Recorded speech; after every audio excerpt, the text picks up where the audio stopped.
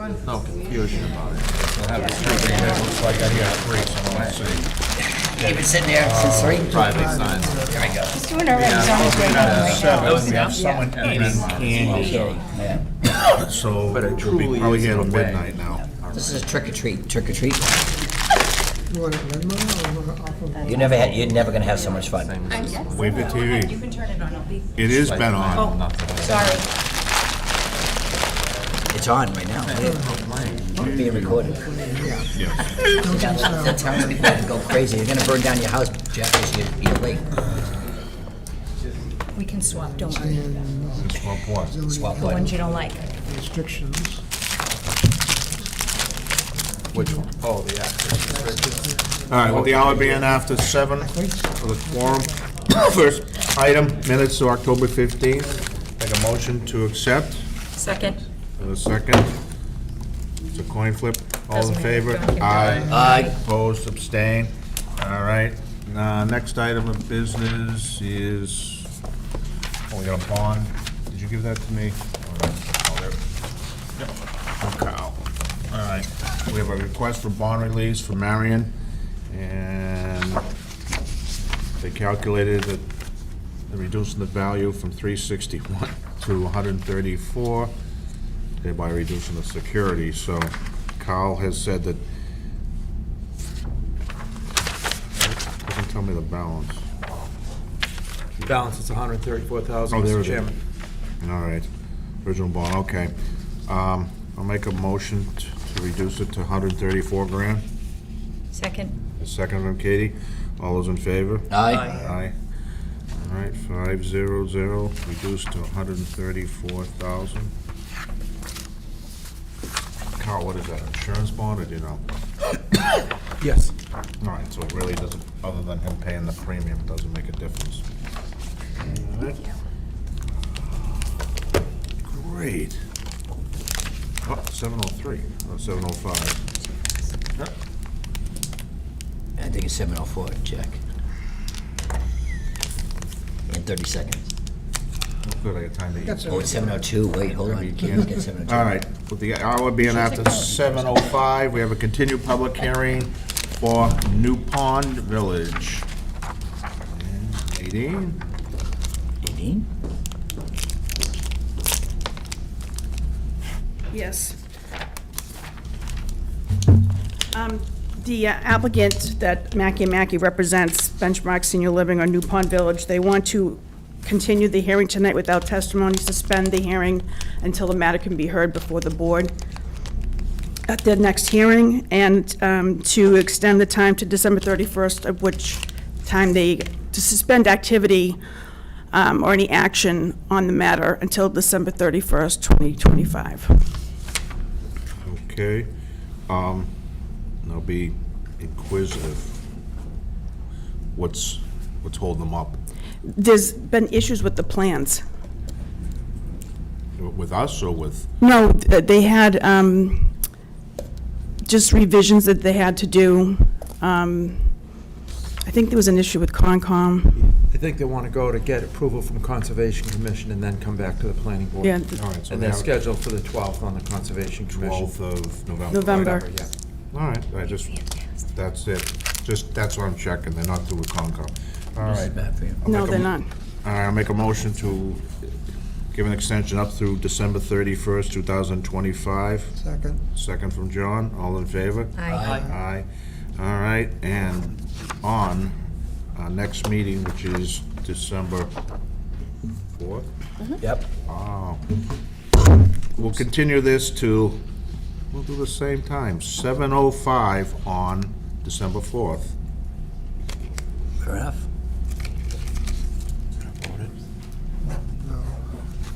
No.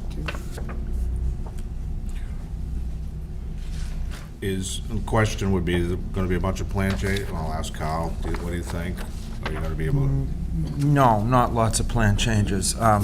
Some modifications to do with the drainage, really nothing impacting the parking of the building or any of that jazz. Okay. Yep. All right, pass that back.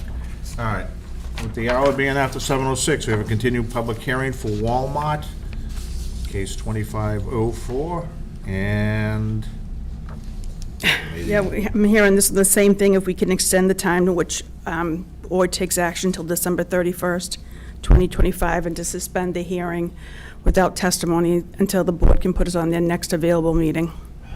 Okay. What's, This is this is more of an internal thing. They have some work that they want to do on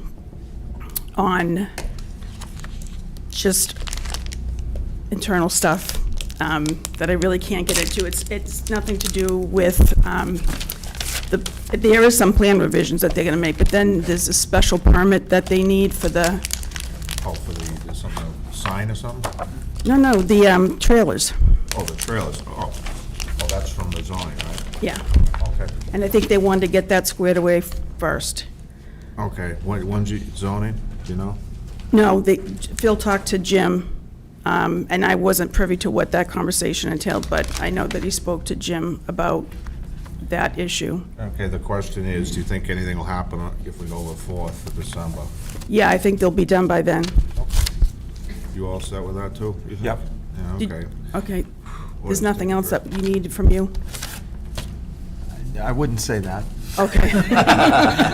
But no, we have a letter out there, and they've got to answer some questions. Yeah, I know, and yeah. some things. Okay.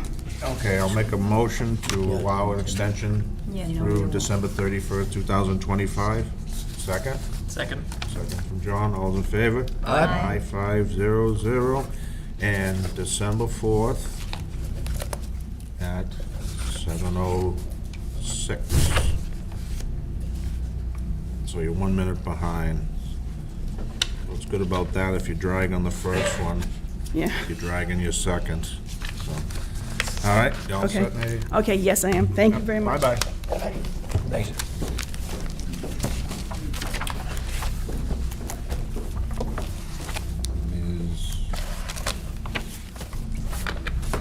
Alright, we're almost at 7:10.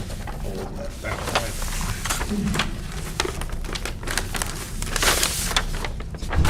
Oh, I'm early. Yeah. Jesus.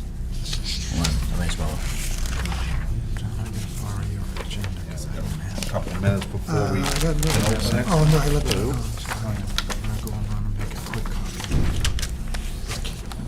Retiring is just like abrupt. I don't know. You know a I lot of was- shit. No. You I know a knew lot of shit. Marion, I didn't know she was retiring. You know a lot of stuff.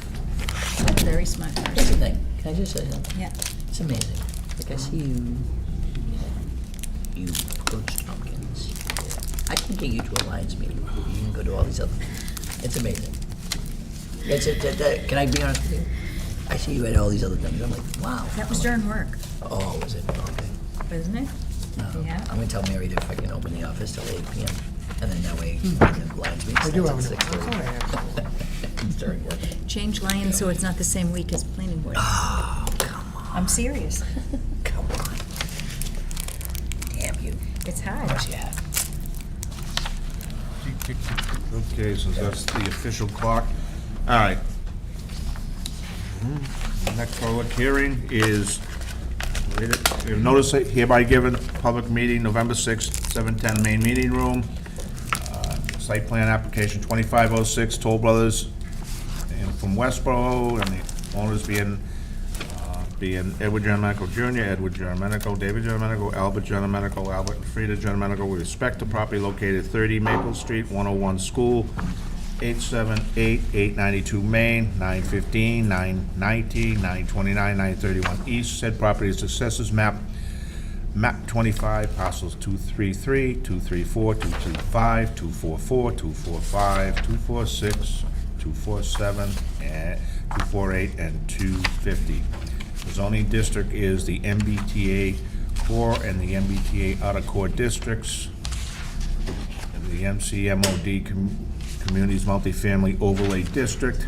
The applicant is seeking site review under section 13 of zoning bylaws, allow a multifamily use under subsection 9. Multifamily plan reviewed by the planning board is shown on a plan entitled Site Development Plans for Toll Brothers and Proposed Residential Community and Bowler Engineering. All right, with that being read, and I'll set up a few things so everybody in the audience understands. Sure, most of you haven't been here.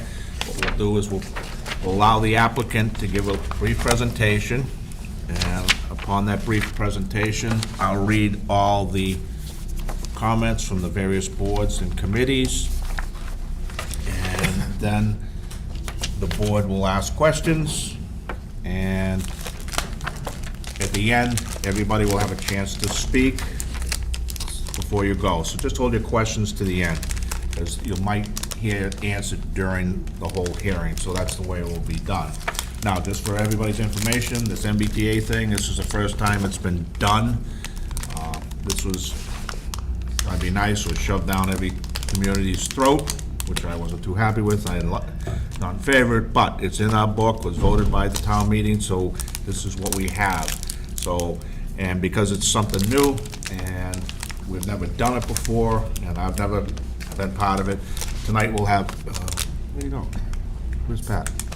Pat Duchesne is the Community Development Director who worked on this, and he knows the technical ends of it, so he will be joining this to speak to some of the technical items here. He's kind of like our reviewer of this to help us through. And with that being said, when you do have any questions, I would ask you what your question is and who would you like to answer it. So with that being said, and I think that's about it. So the hearing's opened, and Thank you, Mr. Chair. Jeff Heidelberg from Toll Brothers, speaking on our behalf tonight. I also have Matt Ashley from Bowler Engineering, Dave Buckley from Toll Brothers as well, and Bob Meppen behind me from MDM Transportation. We put this piece of property under agreement about a year ago, a little over a year ago. We started looking at it and came forward with a 102-unit development proposal based upon the MBTA zoning bylaw that had been drafted and approved by the town. Toll Brothers has done projects previously in Walpole, like the town. We're excited about doing another project in town, and this location, with it being an MBTA zone, gave us an opportunity to introduce a different type of home to the community. So what we have in front of you today is something different than what we've done in Walpole previously. We have townhouse units and what we will refer to as stacked units. We started that process, as I said, about a year ago. It went out to Water and Sewer. They did the analysis based upon that 102 units. We've met with department heads over the course of the year and have come up with a revised plan, a changed plan to the 67 units that you now see in front of you. And we were working with a lot with your town engineer and other department heads on addressing some of the concerns that the departments may have had. We've recognized that there's additional comments that came in today. So we do have some more work in front of us. We recognize that, but we still wanted to present to you what we have today as our plan, and wanted to hear what the comments you may have in response to our proposal. So with that, I'm going to turn it over to Matt. He can walk through the site plan itself and get into some of the details. Thanks. Matt Ashley with Bowler, site civil engineer for the development. So kind of walk you through what's out there now, what we're proposing, and kind of highlight in maybe a little more detail what Jeff mentioned. Try not to repeat anything too much. Do my best here. So the existing properties are located kind of in between two streets, East Street and Main Street, near downtown. There's two other frontages as well, or one other frontage, but kind of enclosed by Maple Street and School Street. The existing property consists of 9 different properties and a variety of buildings consisting of commercial uses, single residential, and mixed use. And under the current condition, there is 8 different curb cuts associated, 5 on East Street, 2 on Main Street, and 1 on Maple Street. Largely developed with buildings, associated parking lots, landscaping throughout, and then there is a wooded area in the middle of the development as well.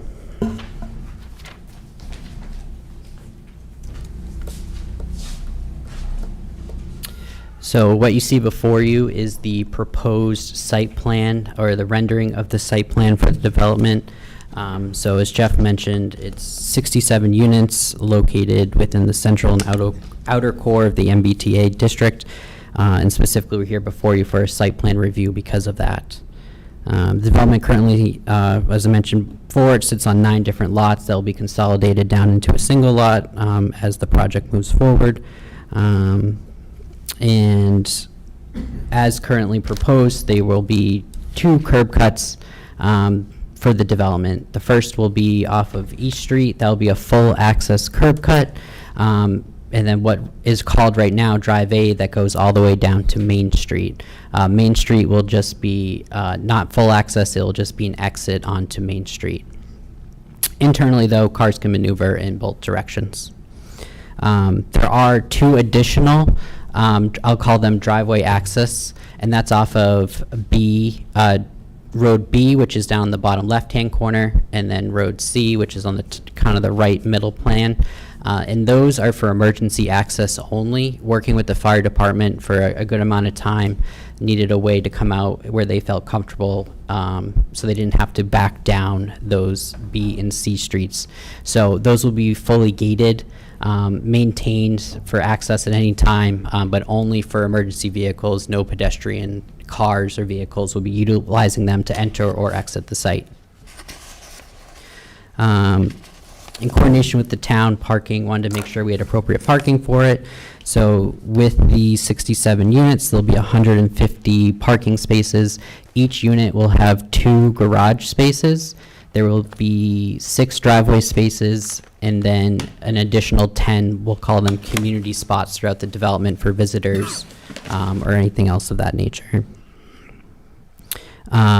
Trash was something that they wanted to make sure that we mentioned here. So it'll operate like a normal single family residential home. Each unit will have trash cans associated with it. They'll keep them in their garage.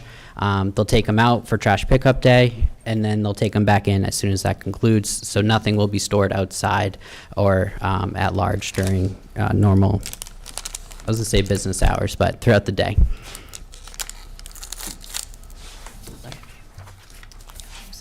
Utilities and stormwater. So we spent a good amount of time working with the engineering department, the water department, sewer department, but essentially the development will utilize all new connections either through East or Main Street.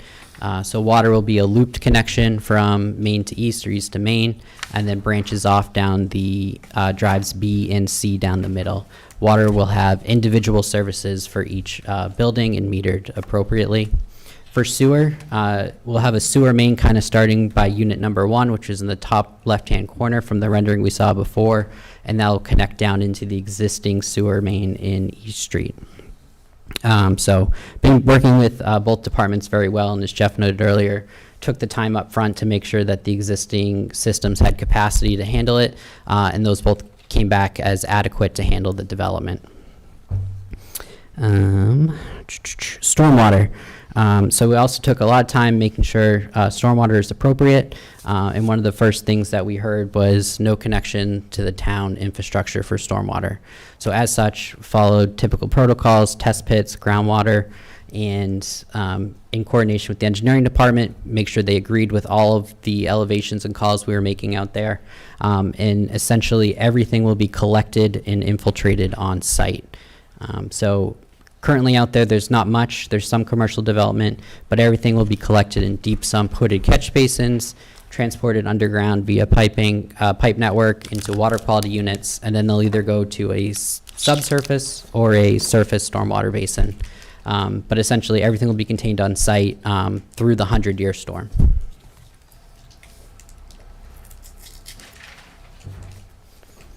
Architecture and landscaping. I'm an engineer, so I won't talk about architecture, but I will talk about landscaping.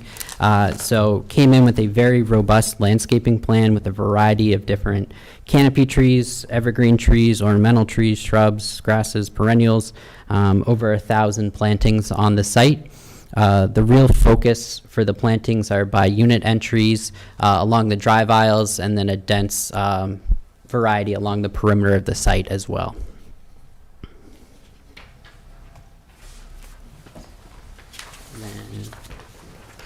pass it off to Dave to talk about architecture.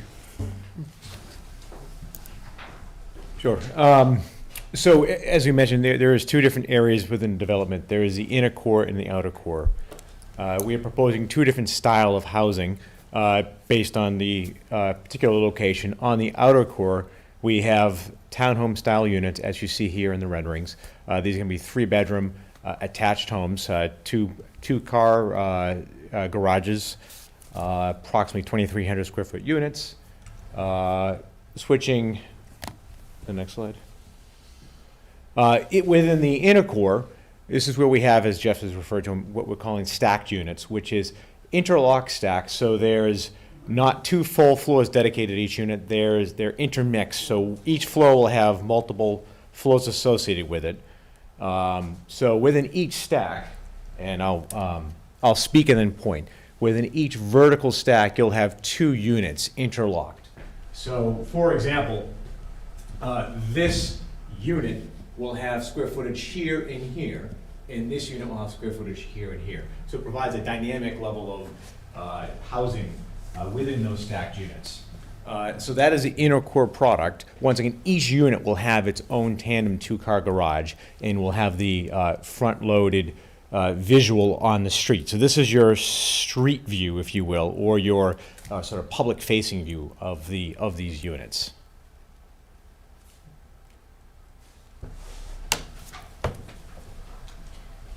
Thank you, Chair and board members. For the record, Robert Michaud, Managing Principal with MDM Transportation Consultants. I just want to hit the highlights of the transportation assessment that we've conducted. As the board is aware, we've had prior experience on other nearby projects on East Street, and we've built on that experience to study and evaluate and understand the impact of this particular project on the signalized intersection at East and Main Street, as well as the driveways themselves. We've gone out in April of this year, documented baseline traffic volume conditions, and used that as the underlying, basis for doing our analysis. Next slide, please. The project, of course, is walkable to the Walpole Station. That's about a 15-minute walk away. There is bus service that currently runs along East Street, MBTA bus service, Route 34E. The site is well served by interconnected system of sidewalks, including the sidewalk that eventually leads to Walpole Station. Next slide, please. From a trip generation perspective, we've applied industry standards to understand how much traffic this type of product might generate. We've got a lot of experience doing this on many projects, including right here in Walpole, at the Pulte project in particular. These are based on industry standards. We actually have great experience confirming that the industry standards in these cases are very accurate. And in this case, for the 67 units that are being proposed, we expect there to be about just over 30 vehicle trips per hour during traditional commuter periods. That's in the entirety per hour during the peak hours. Next slide. If you look at a snapshot in time, in this particular example, in the weekday morning commuter period, and you look at Main Street or East Street, you'll see that when you distribute those 30 to just under 40 vehicles among the various routes that folks are likely to use as part of the commute, you'll see that there are no specific locations that sustain an impact of more than 20 vehicle trips per hour. So for example, north on Main Street, we expect there to be about 14 total vehicle trips per hour, about 1 vehicle every 4 minutes to 5 minutes or so using that connection. Same thing for East Street to the east, 14, and even less west and south of the project. So from a snapshot in time, these types of volume increases are very manageable. In fact, if you were to go out and count traffic on any particular day of the week, you'd see that the amount of traffic on these roadways fluctuates by at least that amount every day. So these types of increases are not likely to have a material effect on how traffic currently works at the signal or other locations in town. The next slide is the weekday evening equivalent. It's slightly higher, 17 vehicles per hour to or from the north or to or from the east, lower, south, and west. The next slide puts some context on that. If you were to look at the intersection at Main and East Street, what we're talking about is a 14 vehicle increase or so, is about a 0.5% change in the amount of traffic that uses that intersection during peak hours, and about 0.7, less than 1% change in the evening peak hours. If we look just to the east of us at School Street, which was recently updated and improved in 2021, is an outcome of the Pulte project. That localized intersection sustains an impact of about 1% because of this project. Again, the types of increases that we're talking volumetrically are not going to change the dial on how these intersections function, and they fall within the day-to-day fluctuation in volume. The next slide. From a capacity perspective, we've taken the time to analyze how these intersections work, both at the driveways and at the signal. The signal was important to understand because it has at least the potential to influence, from a queuing perspective, what happens at the driveways. And we're glad to report that the signal works well enough, well below its actual capacity, that it does not affect where the proposed driveways for the site are going to be located from a queuing perspective. And that signalized intersection on a letter grade rating, D being an acceptable level of service, actually works quite well. It's at C today. It will remain at C with or without the project. If you look at the driveways themselves, you'll see likewise operating levels that range from B, C, and D, all acceptable standards. And there is no specific location that has a capacity constraint, nor will one be created by this particular project. The next slide is a snapshot of the intersection at School Street just east of us. We understand that there's commentary to expand the study area to include this location. It was very much a focal point of the study that we prepared for another project, eventually designing and implementing improvements at that location through a lot of input from police, from fire, from public, from engineering. These projects, this particular project was completed in its entirety in November of 2021. It greatly enhanced the pedestrian environment at the intersection. It actually shortened up the pedestrian crossings. It implemented a rapid rectangular flashing beacon assembly. It brought all of the intersection corners up to ADA compliant standards, et cetera. We can certainly take a look at this location, but I'll underscore that again, we've extensively studied this location previously. It's been recently improved. The impact that this project will have to it is about 1%, perhaps less. We don't expect that there will be any material consequence from the project at this specific location, but we're well aware that the town, through various commenters, wants us to take another look at this location. And finally, I'll point out that there are a series of transportation demand management actions that are being contemplated. These transit-oriented projects, and this very much is a transit-oriented project, benefit by the proximity to bus route 34E, for instance, to the T station. But in addition to that, there'll be promotion of those services, the provision of electric vehicle charging stations, extensive pedestrian infrastructure to complement what's already been built along East Street, for instance, secure bicycle parking and unbundling separate charge for parking, as part of the sale of units. So, that wraps up transportation. We look very much forward to working with the community as we have in the past successfully, to everyone's benefit. Thank you. Thank you. With that concludes our presentation. Happy to get into further discussion and respond to any comments or questions you may have. All right, I'm going to read all the comments we got in here.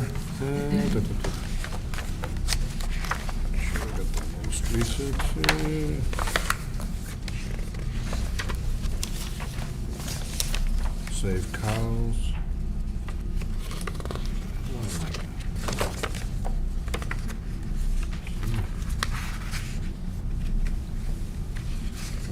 Gotta get some of the stapler.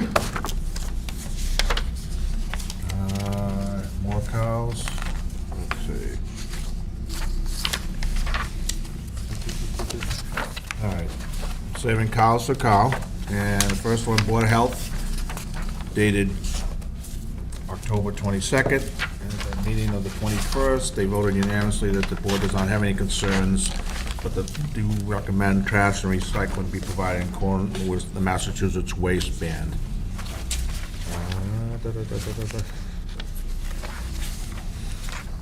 We have one from Landis Hershey Conservation, and it says they're gonna hold a public hearing on the 12th of November for the notice of intent and land disturbance. And what she's telling is they do the erosion control, stormwater, and impervious, and green space, and so on. So they're gonna take up at that time all their, what they normally do, stormwater management, and that is on November 12th. Okay, and some of our questions or comments are gonna have to be addressed at them by the conservation. Old Patrick's from Water and Sewer, dated the 29th October. Water and Sewer, at their meeting the 27th, agree with the town engineers, dated the 27th also. In addition, due to the daily flow exceeding 25,000 gallons, the applicant will be subject to certain special requirements. How, are those super secret special, or what are they? I'm not quite sure why they phrased it like that, Mr. Chairman. I did deliver a memorandum, pretty straightforward, a lot of technical items to the Sewer and Water Commission. They did agree with it and adopted it. So I believe all these will be taken care of during the plan review. Okay. The nature of the comments are, putting notes on about how to connect the water mains. Oh, okay. Some technical details, things like that, showing some more details, some inverts where the sewer connections connect to the main to make sure that slopes are working correctly. Things that would bore the normal person to tears are mostly involved in that memorandum. What's this? This is the new one? All right. Save Patrick's comments and then if you keep comments like H double-sided. Double-sided, yeah. Oh, double-sided, double-sided. All right, noted. Oh, it's, It's gonna be a big note. oh, it's the same things all over again, right? Yeah, but each, like, department commented, What? Yeah, I'm looking for them. Trying to figure out. like the building inspector commented. Yep. Okay. Sarah, just so you know, just give them all separate, because I might miss one. We have something from the building inspector on November 4th. He indicates the maximum allowed height is 50 point at the midpoint of the roof line. Drawings show that's greater than 54. You're gonna have to confirm that. The setbacks on Main Street are shown as front setbacks, but they must be side setbacks. The question would be, what is this? What is your frontage? Is it Main or east? Actually, either way, there's a 0 to 10 foot front yard setback and a 10-foot side yard setback. We have the building set at 10 feet at Main Street. So that's on the inner core side. On the outer core side, we've got a 30-foot setback already to the street. So if we change that to the side yard setback, which is 10 feet, we would still be in compliance. Okay, all right, I just wanted, traffic study, I don't know what he's talking about, and he recommends the access from East Street to be one-way. That's his recommendation. All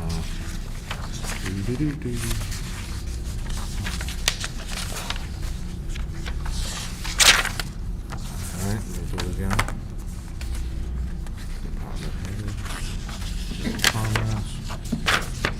Is the fire new from the other day? Or is it the same one? It's dated the 22nd of October, Mr. Okay, I Chairman. found it. Yep. Because I know, so this must be the one we all got. All right, from the fire department, Alan Hover.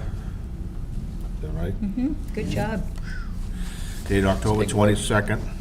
Big word. The fire department has the following comments. We do not find permeable pavers acceptable as a road surface. Should be an all-weather driving surfaces maintained year-round. The multiple curbs in front of the fire department access road shall be removed. Proper signage and surface markings applied. Please specify whether sprinkler system on the buildings, that's his comment, but that is not part of us, so that comes later during your building design. Based upon the return comments from number 3, hydrants will be required within 100 feet of all fire department connections. Peer review does not address the intersection east. We strongly encourage, well, that's there, he encourages, but proposed street name should be applied by the town bylaws. Since this is not a public road, we will not be naming them. What do we do in that case, Carl? If it were a public way? No, this isn't a public way. He's saying they got to apply for, With other sites, we follow basically the same procedure, and the applicant should submit some choices to the fire department. They'll make the call. They don't want something that sounds like a road that we already have. That's what we did. That's what was done down on Summer Street for the 40B down there. okay? And I expect to sign it with very similar signs to the ones that we use, except they'll be private on it. What is the one, my favorite place? You've got a few favorites around there, Mr. Chairman. Burns Ave, what do they call that? Is that got a name? Powder House Lane. Oh, okay. And he had to submit some options for that, and the fire department selected the name that fit best, Okay. or didn't conflict the least. The swept path analysis provided separately by the applicant appeared to be acceptable. Prior to construction, the project will be submitted to NFPA 241 Fire Safety Plan, and that was all I think he had. Did I miss anybody other than Pat and Carl's? The only thing we're missing is police, and I think that's it, which we normally get. We didn't get one from the cops? Okay. Well, that's good or bad, but we didn't get that. And I do have one email that came in, and questions. And once again, if you have any questions, you ever want to send them in, but we won't answer them until we get here, because we don't want to answer them outside the hearing. Plus, we don't want to give you a wrong answer. I mean, we can tell you the date and when they're coming up next, if they got any new plans, but if you're going to ask us, or in the office, what's the setback here or that, it's a little bit beyond what we can answer for you. They're asking, is there trees or fencing, what size, what types? He lives at 107 School Street. Properties behind him, one is vacant, the other is dilapidated, and has an above-ground pool. What are they gonna do? What are their plans to address before demolition? What is done to keep the dust at minimum, which is part of the construction plan? And is there any plan to install lights at East and School? And those are his questions, so a lot of those will be gonna be answered by you guys anyway with the plan, so. So, I've read them, and I'll start with up here first. Paul, do you have any questions or comments? Yes, for the gentleman from the transportation. How long ago was this study done? The data that we collected was from April of this year. And, the published date was soon thereafter for the traffic report. In your plan, because there have been, and again, not that you needed to take this data, but have you taken in any of the other subdivisions that have been approved that may go before you? So we have a Gilmore, which is 199 sites. So you showed the current plan plus what you think that your impact would be on the current. Right. But I don't hear anything about the other developments that are going in, which now would cause more congestion than what you're stating. Right. So the study actually looks at a 7-year projection into the future, and it includes growth from known area approved projects as well as normal area growth patterns. And I believe that while we may not name specific developments, we have accounted for any of the growth in traffic from those specific projects in the what we call background growth assumptions. So those that additional traffic that you're referencing is accounted for in our study. You only stated, again, if I heard you correctly, you said only 1% increase in traffic. That's the annualized general background growth rate that we've applied in the study. We've also considered other area-specific site developments and the traffic that they would generate and add to the background growth. But does your report state that? I don't have a copy right in front of me, but I'm sure It doesn't that, sound like it does. well, I'm certain that it, Can we be honest? Because again, you only spoke about current traffic that you studied and then your development. You said there was a 1% increase. And okay, well, let me be clear. okay. The study, yes, the relative impact of the project is 1% or less. The study looks at today's 2025 volume conditions, Yep. and then it looks at projecting the growth patterns independent of our project for a 7-year period. And that includes an annualized growth rate, annualized, of 1%, a 7% increase, and specific developments that have been subject to review locally.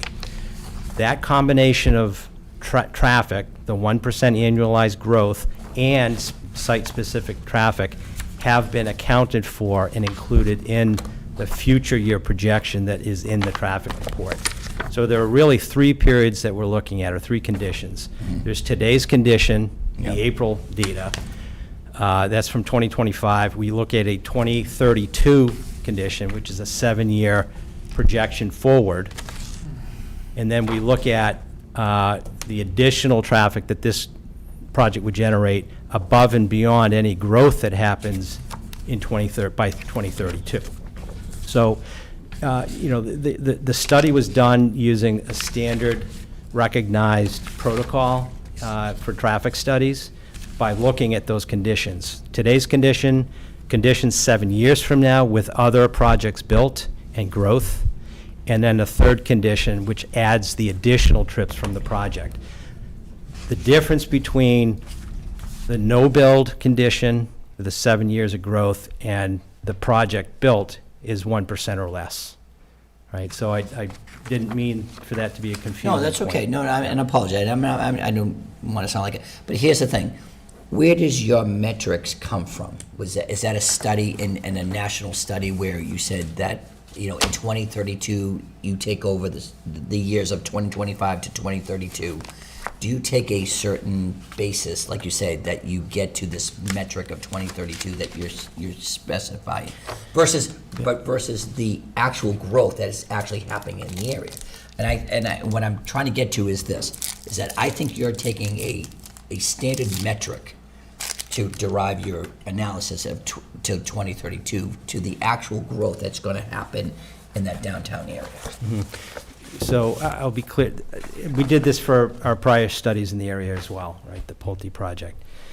We look at area growth patterns, right? We look at historic count data, actual volume data for the past years, which indicate how traffic is growing on an annualized basis. We know that growth trend is less than 1% in this particular case, but we've applied a 1% annualized growth rate over a 7-year period, right? So that's the generic way to estimate what volumes might look like 7 years from now. In addition to that, we've looked at and considered individual permitted projects and looked at the traffic studies and the projections for traffic for those individual projects and added those trips in if they were materially more than the 1% annualized growth rate. So we've tailored. It's a way of saying we've tailored the growth assumptions to be very specific to this area. So it's not Tailored to this area, but I mean, like. to the locations that But we've again, are studied. you applying a metric over this area than the actual growth that that's going to happen? Yeah, we've overestimated it, frankly. What I'm saying is that maybe I'm not understanding, the way you're explaining to me, I'm sorry, my simple mind, I'm not absorbing what you're saying, so I apologize for that. Okay, so if we count 100 cars at an intersection today, Yep, and we look at the growth trends for area intersections, we've got historic data from when we did counts in 2017 and 18 on East Street, for instance, and we look at how the volumes have actually changed from 2017 to today, we might see that on an annualized basis, that growth rate is 0.5%, 0.75%. So since 2017 to where we are today, that 100 cars that was counted back then might be 110 cars today. Okay, so we know locally how traffic has grown very recently, since 2017 moving forward. So that's based on real data, right? And that accounts for projects that were built between 2017 and today. Pulte, the project just down the street from us on East Street. We also know that this board has been reviewing and approving other projects that are in the area, the subdivisions that you mentioned. right. So what we've done is we've counted the 100, we'll just say, for argument's sake, 100 cars today. We know that there's 1% annualized growth that happened. We've increased that to 107. And then we've taken very specific projects that this board has been reviewing and approving and added those additional trips to that same number so that we have a tailored, very specific growth assumption that is pertinent to this area that we're studying, the Main and East Street signal, Yep. the driveways for this property. I'll say what we didn't do and what we perhaps could have, the site is an assemblage of property that has land uses on it that could potentially be reactivated. We haven't taken any credit for that. We've assumed that the site is, absolutely not generating anything and hasn't generated anything, and we're assuming that this development represents an entirely new additional traffic generator to that same parcel. So we've taken what we think is a very conservative approach. We've accounted for growth that is specific to this area. We've looked and grown that 7 years from now. We've looked at specific approved projects that this town and your board has been involved with and added those in.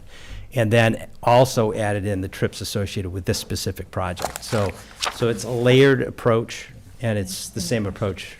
It's the same approach we apply. Just in so other I don't projects. have to make you go back to this, I have a question, sorry to interrupt you, No, Paul. no worries. So you said our board. So we haven't reviewed the Gilmore project because that's a 40B that will not come before our board and it's sizable. Is that included? Yes. What I should say is that we've accounted for projects that the boards that are in this community have reviewed, and that would include zoning and planning. Okay. Yeah. Go ahead, Thank you. sorry. Thank you for the question. So just, when were these studies conducted, like the times? Were they like from 10 a.m. to 4 p.m.? Sure. So if you could just give me a little bit more Yeah, analysis it's a on good it. question. So when we do counts, we look at a 24-hour, full-day period, right, to understand hour by hour how traffic flows, right, along East Street and along Main Street. Those are called automatic traffic recorder counts, right? And they give us a daily number as well as an hourly number for the roadways. The intersections that we count are counted during 7 in the morning and 9 in the morning and 4 in the afternoon to 6 at night. Those are traditionally what we would call the commuter periods, or the periods when the highest amount of traffic travels on local roadways. Those are the same periods that were counted back in 2017 when we did the other project, and any of the other studies that you're referencing that are subject to zoning board review under 40B, for instance, would do the same process. They would look at 7 to 9, 4 to 6. They'd look at daily trip numbers. Our counts, as I mentioned earlier, were done in April of this year. Schools were in session. April happens to be an above-average traffic month. Traditionally, traffic studies are supposed to be looking at an average condition, not an above-average condition, but we've not corrected for that. We've actually not adjusted the volumes that we actually counted in April, so they do represent a slightly above-average condition. So on multiple fronts, we've actually been very conservative with how we've looked at this, right? We want to make sure that we're properly representing what we would expect to see at the signal between 7 and 9 in the morning, between 4 and 6 in the evening. We also know over the course of an entire day, that those are in fact the highest volume hours of the day, right? So, did that answer your question? It does, but again, follow me, again, if I heard correctly, there was 130 allowed parking spots. I would assume those are garage parking, correct? Yes. Okay, so now that means that the potential of every homeowner has 2 cars, that has 130 cars, okay? So now there's 130 cars that potentially, again, we're smart enough to say that they're not all going to move at the same time, but they're gonna spill on the roadways in that area. Sure. All right?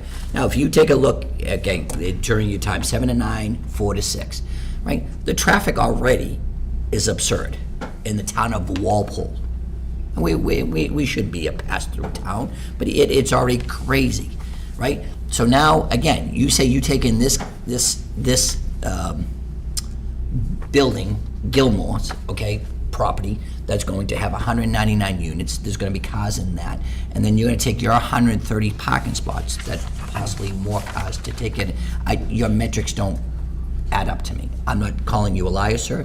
I'm just saying that in my head, it doesn't make sense. So now, again, this is already a congested area without even your development, and even without that development has even taken place. And now you come before us and say that, yeah, sure, it's only 1% increase, like it's nothing. It isn't. It's going to be substantial, because you're gonna have 2 egresses, right, East Street and Main Street, correct?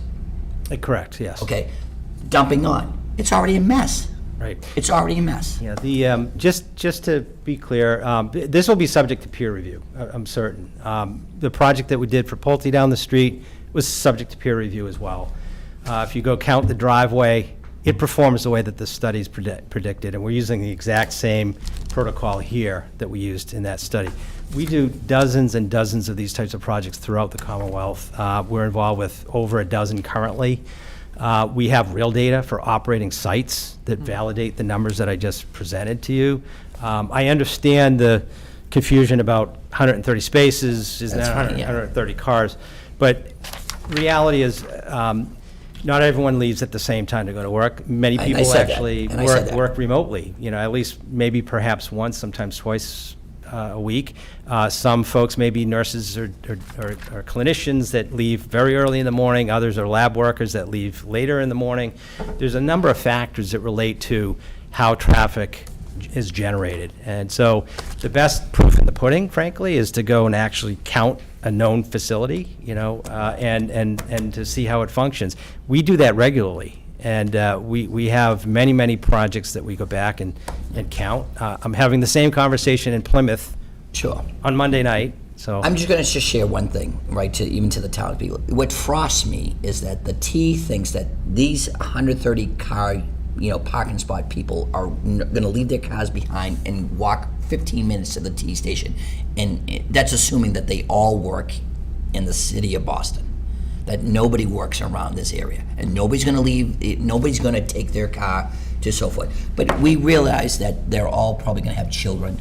They're going to drive their kids to school, to sports, and so forth. So there's going to be movement out of your development and other developments and so forth, other than this belief that these people are going to walk 15 minutes to a train station and they're going to leave their cars behind. So now we're going to be a walking destination, okay, which is fine, right? Problem solved. What I'm talking about means nothing, right, of traffic and congestion.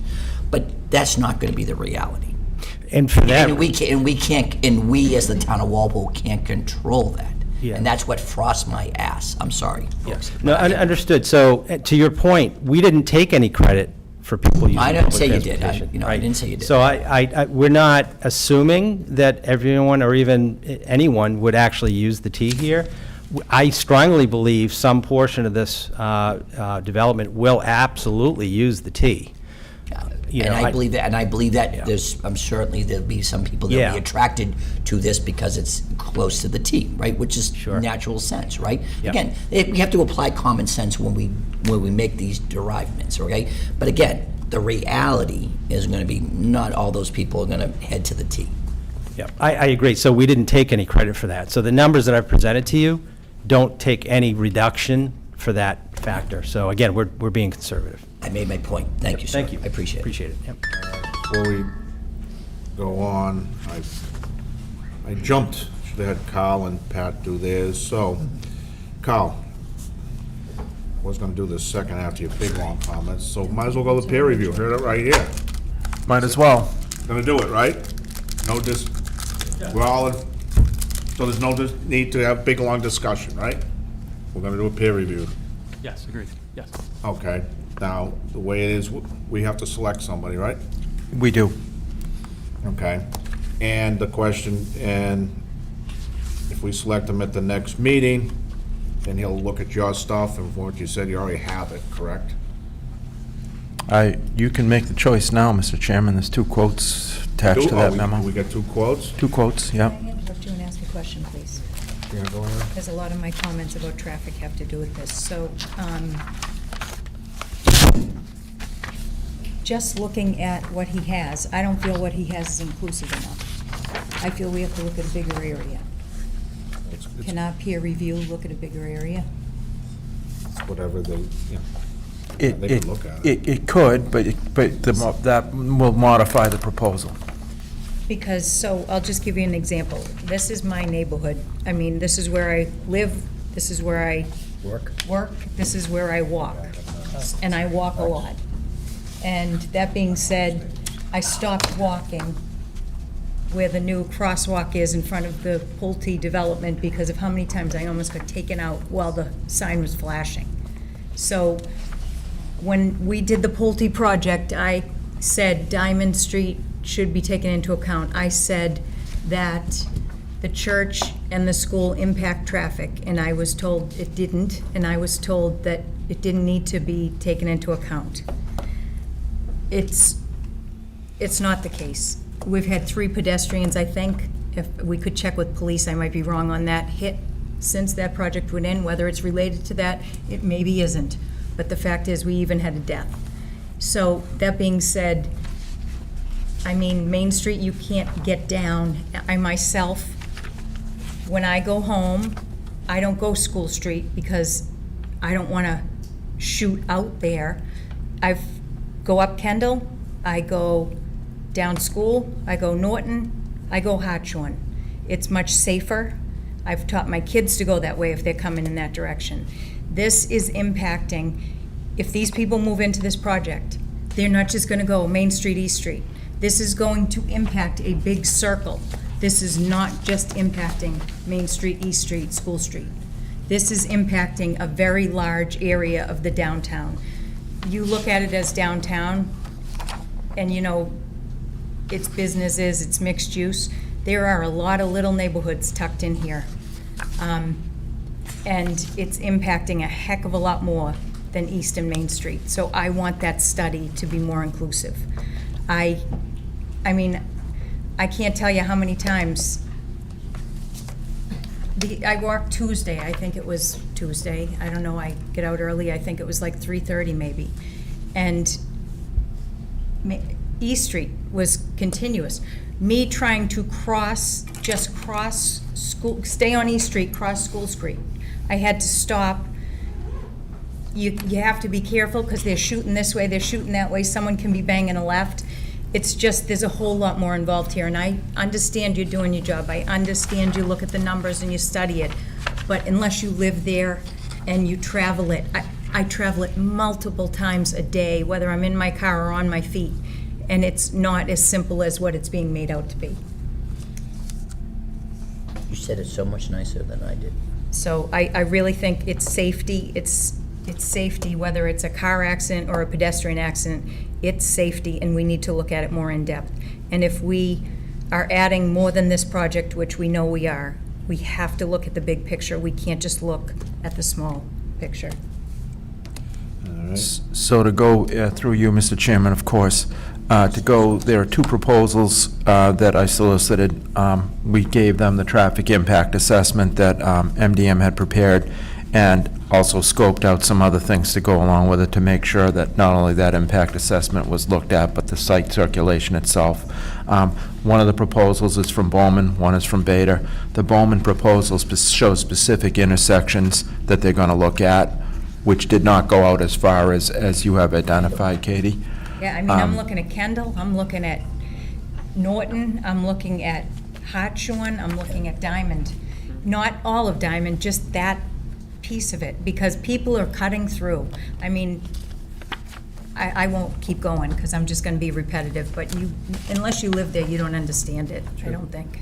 So in my memorandum, I had recommended that we go with Bowman, not strictly based on price, but on the detail in their proposal. However, and you could vote that tonight, but we'd have to handle, if the scope is going to be increased, we'd have to deal with that in one way or another, so we'd have to discuss that as well. Okay. Given that they've already done, is in your, sir, you can nod, you don't gotta get up. Traffic. We don't care about toll, we like traffic. I assume, like from the last time, you had to do Kendall anyway, for Pulte, it can come up. Yeah. Yeah, you had Kendall, you had that whole area, so basically you're just moving up down the street a little, correct? Yeah, so we were asked the same question for Pulte. We did look at Diamond, we looked at school. I mentioned, the improvement plan that I showed up on there was based on that expanded study. I believe at one time we looked at Kendall. There was at one point, I think for Pulte, there was a proposed driveway onto Kendall. That became either eliminated or No, gated. It's there, but it's gated. It's for emergency access, yeah. It's a- So there were some outcomes to that. Certainly, we have data from that time period. So we can do that That very study was simple. done, that study was done when school was out. School was not in session when that study was done. We actually had an extensive peer review process that was done by McMahon at the time, which is now Bowman. And we actually went out on a number of different occasions to collect data. And I'm certain that that data at the time did include school activity. So if you can include that data, we'll have Bowman do it, and our peer review will look at it to see if it makes sense, Kate. All right, and I want to just refresh the date that that was done, because I remember that was one of the issues at the time. I believe Joe Moraski and myself questioned that because it was not done during school time. We can The confirm original, during yeah. school. all of that. Yeah, Carl, you remember that whole So process. he'll add the extras, and they'll give it off to our Sure. peer, and Predated me Bowman will. coming Well, back. if it's in the time periods and so forth, then Yeah. it will make sense. And So- and Norton and Hawthorne. Hartshorn and, Yeah, but Hartshorn on to 27, not Hartshorn and Norton. Yeah, Do we need to that's- factor in that's how you the, cut through, Jack. Yeah, I know, exit but you're from gonna the grab them, public Kate, parking? coming off of Kendall off of 27, right? What about the exiting traffic from the public parking onto East Street? That's got another issue. The municipal parking lot driveway. That's on your, that is, I haven't gone through the report because it's going to get peer reviewed, but the municipal parking lot, almost across from the East Street entrance, Right. that's in your report. I believe it was up on the graphic, isn't it? It may have been, yeah. 'Cause that's a May I suggest something to the board? It might make sense. My firm does a lot of peer review as well. And in the ordinary course, what happens is that the peer reviewer, through questions that you're posing, will be asked the question, should we be looking at an expanded area, and what should that include, right? And it may be based on your personal experience. You live there, and you have detailed knowledge of where concerns are. Usually what would happen is that the peer review would conduct an initial review of the submitted material, and it could absolutely comment on an expanded area, and we could coordinate with the peer reviewer on what that exact expanded area looks like. What you So there could be an amendment to the scope. All right, well, I'm gonna say, Kate, why don't you send to us naturally? Put it in writing. Yeah, what you want, so Yep. everybody knows, so that we don't miss a street or something. I will. So, okay. Is there any way that we can get this going now? It's 8 o'clock on a Thursday. He means higher.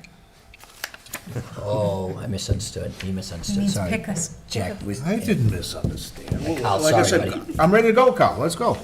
He's gonna go out there and start counting now. Yeah. Question is where, Mr. Chairman? All right. You won't need a soul. So, Yeah, I'm getting to that, Kyle. You said Bowman, you recommended Bowman. I'll stand back. All right, do you want Bowman? I do. Kyle wants. And that, I didn't realize, because what Mr. Michaud is referring to, that peer review for the Pulte was done before I came back. So I didn't realize that actually Bowman had been the peer review, but it's quite convenient because they have as much background here as MDM does, or similar background, shall we say. All right, make a motion to hire Bowman, and did he give a price? They did. I don't know if the applicant would be amenable to that. The price, their total, they gave a lump sum for the analysis, and they gave a time and materials for follow-up comments for reviewing subsequent submissions and whatnot. The total, I think, is about $19,500. 19,500, do the initial, then his hourly. Yeah, Is the you, hourly? the initial is 12, the lump sum is 12,000 and change, and then the time and expense brings it up to about 19,500. So I'd ask that you authorize that. Wait, Kyle said that might change based on Yeah, the well- scope. Well, he's estimating, I mean, so Please. it's 12. Well, we for- could kill two birds with one stone and authorize more than that. What I'll do is, he said 19,500, we'll make it 19,500 based upon his submission, and if there's any further items beyond that, that will be an add to them. Well, what, you don't like that? We'll have to do an amendment. Yeah, well. Let's go with it, Mr. Chair. Let's get it That's the going. only thing we have in writing, Kyle, 19,500, what you come up with, so that's what we can go with, and it can be amended accordingly, okay? Yes. So make a motion to hire Bowman at 19,500? Second.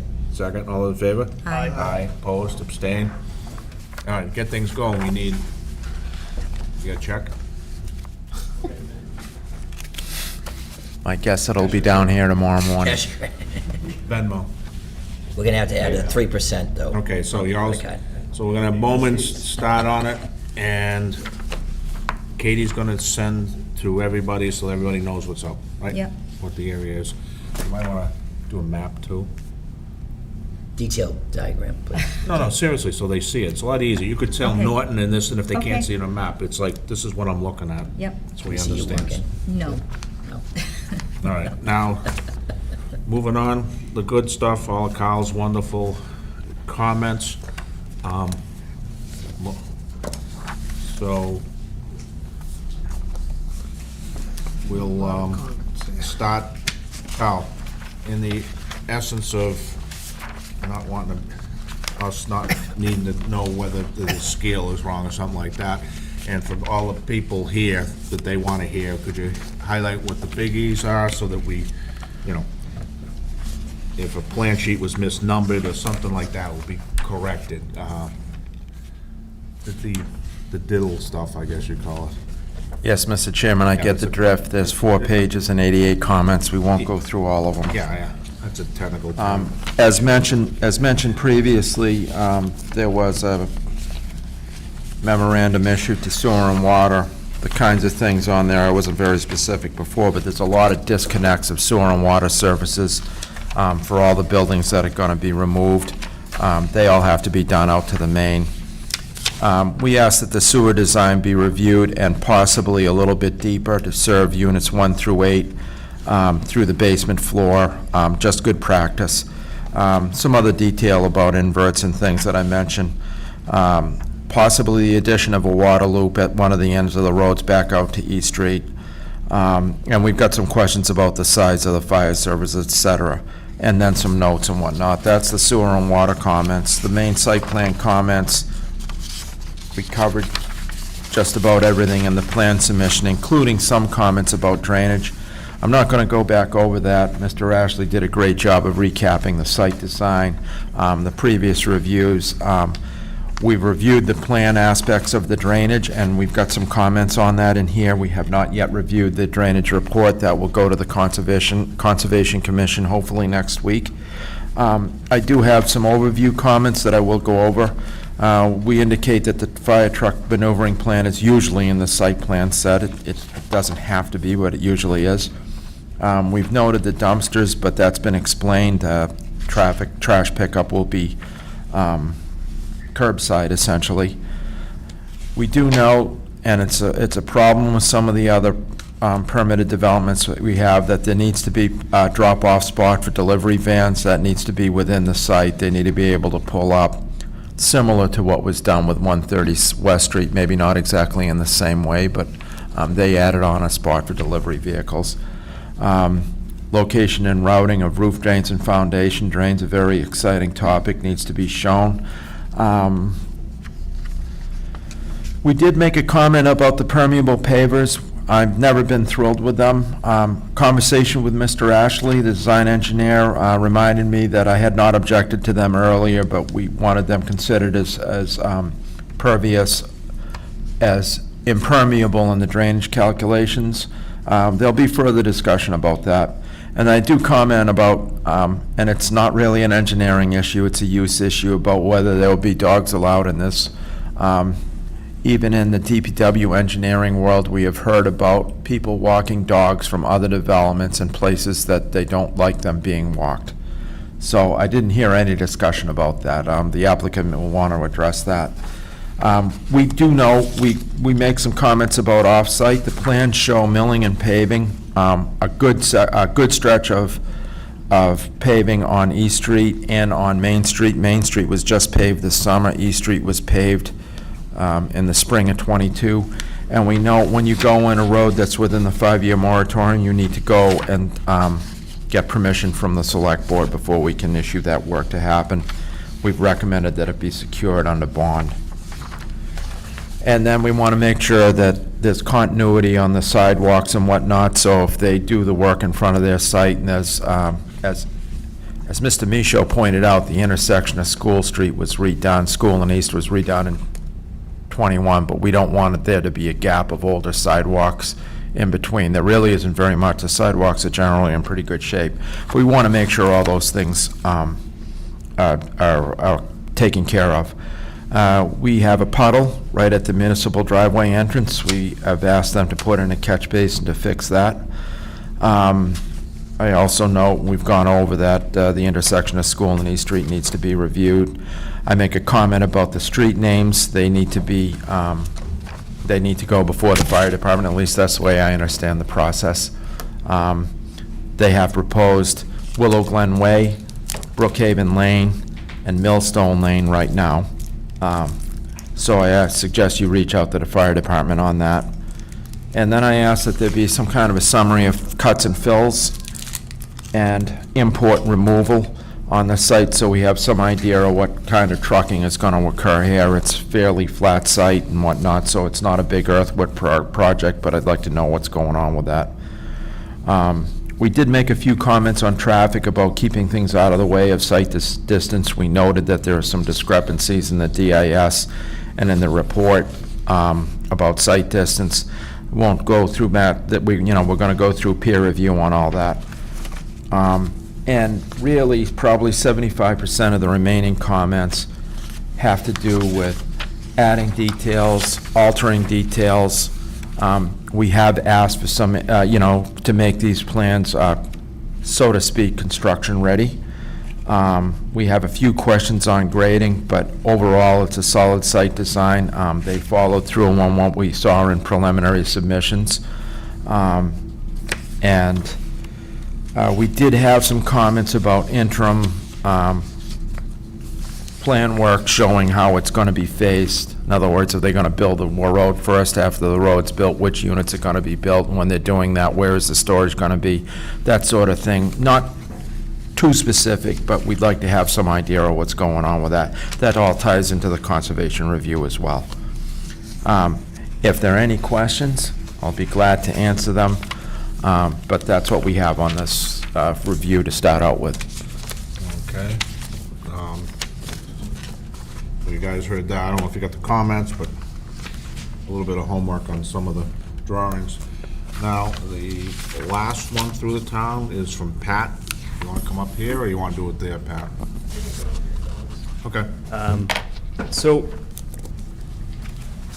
as you had mentioned before at the start of the hearing, Mr. Chair, so being that this is a project filed under the MBTA overlay district, there's certain dimensional and design regulations that are different than a typical project filed under the underlying zoning.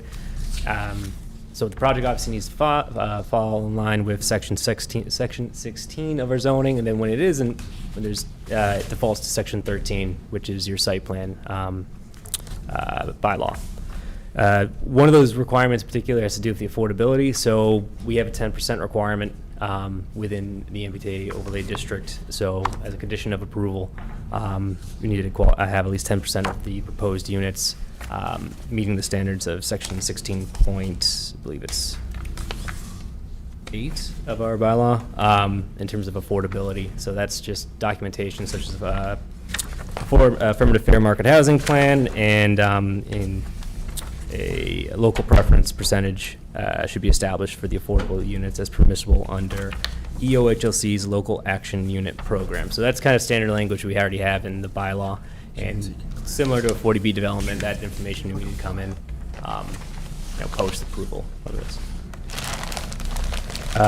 Obviously, traffic has been talked about. I'm not gonna go over that again. Just a comment. So in terms of the parking, I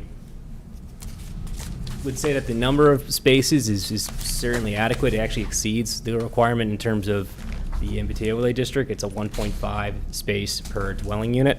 My only concern is really just the tandem style of parking. Obviously, couldn't, maybe not redesign it at this point, but in a situation of tandem parking, sometimes you have, someone needs to get out, you need to move a car, you kind of have to jockey them around. It's a tight site. There's not a lot of surface parking available.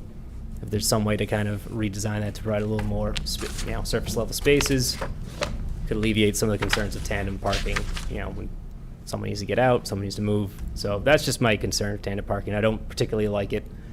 So that's why I just wanted to mention that within my comments. Also, particular to with an MBTA overlay district, we have development standards that are listed in section 16.9.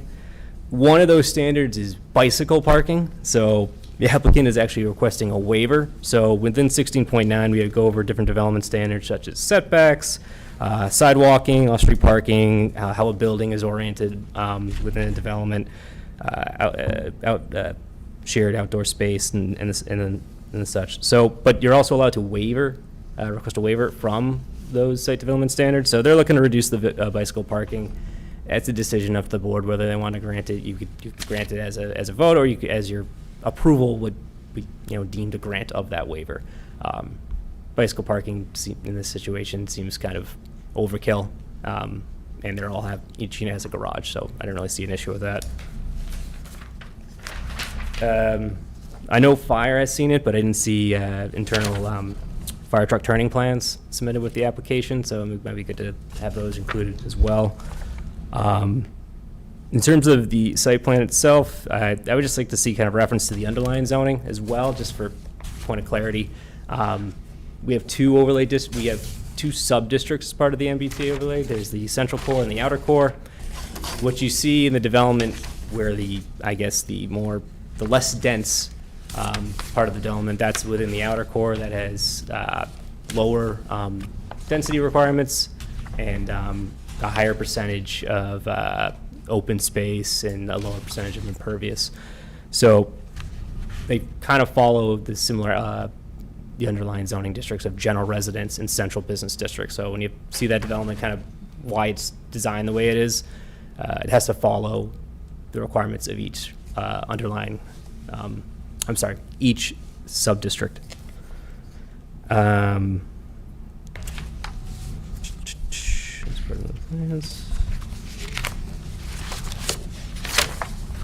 of these are just kind of just design comments, really. I mean, I noticed that their units 40 through 45 have a third parking space. I don't know if that was intentional to benefit those people that want to buy those units, or if it could be better designed to accommodate more accessible parking for other people in the development. pavers, that was also kind of brought up by Gov Carl and Deputy Hoover. You see there's the two, kind of, I guess, emergency exits. Whether those could be redesigned or looked into, it's certainly serves a purpose, but if there's a better scenario in terms of accommodating a fire truck exiting the site, then you don't have, what it looks like 3 entrances into the site and 2 gated entrances. It'd be nice to kind of clean that up so the front just has 1 entrance that obviously is, if it's needed for emergency services, that certainly outweighs aesthetics, but just kind of a comment on that. It's kind of an odd choice, and obviously having pavers in that scenario, beyond the maintenance standpoint, it's also kind of taking away from open space, usable open space. Trash pickup, they kind of cover that already. I would just say that I think Road C, so Road C has a proposed turnaround, Road B does not, or it does show, I know there is the emergency access road.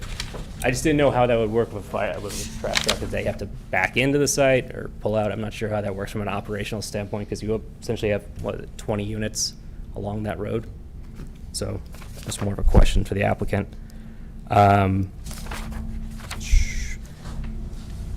Landscaping plan, I thought was obviously robust in terms of, that they use that word, and I would agree with that. I would say that the only thing that would probably try to improve the area for, I guess, how we would describe open space as it is defined in the bylaw under, section 16.9 is usability of that space.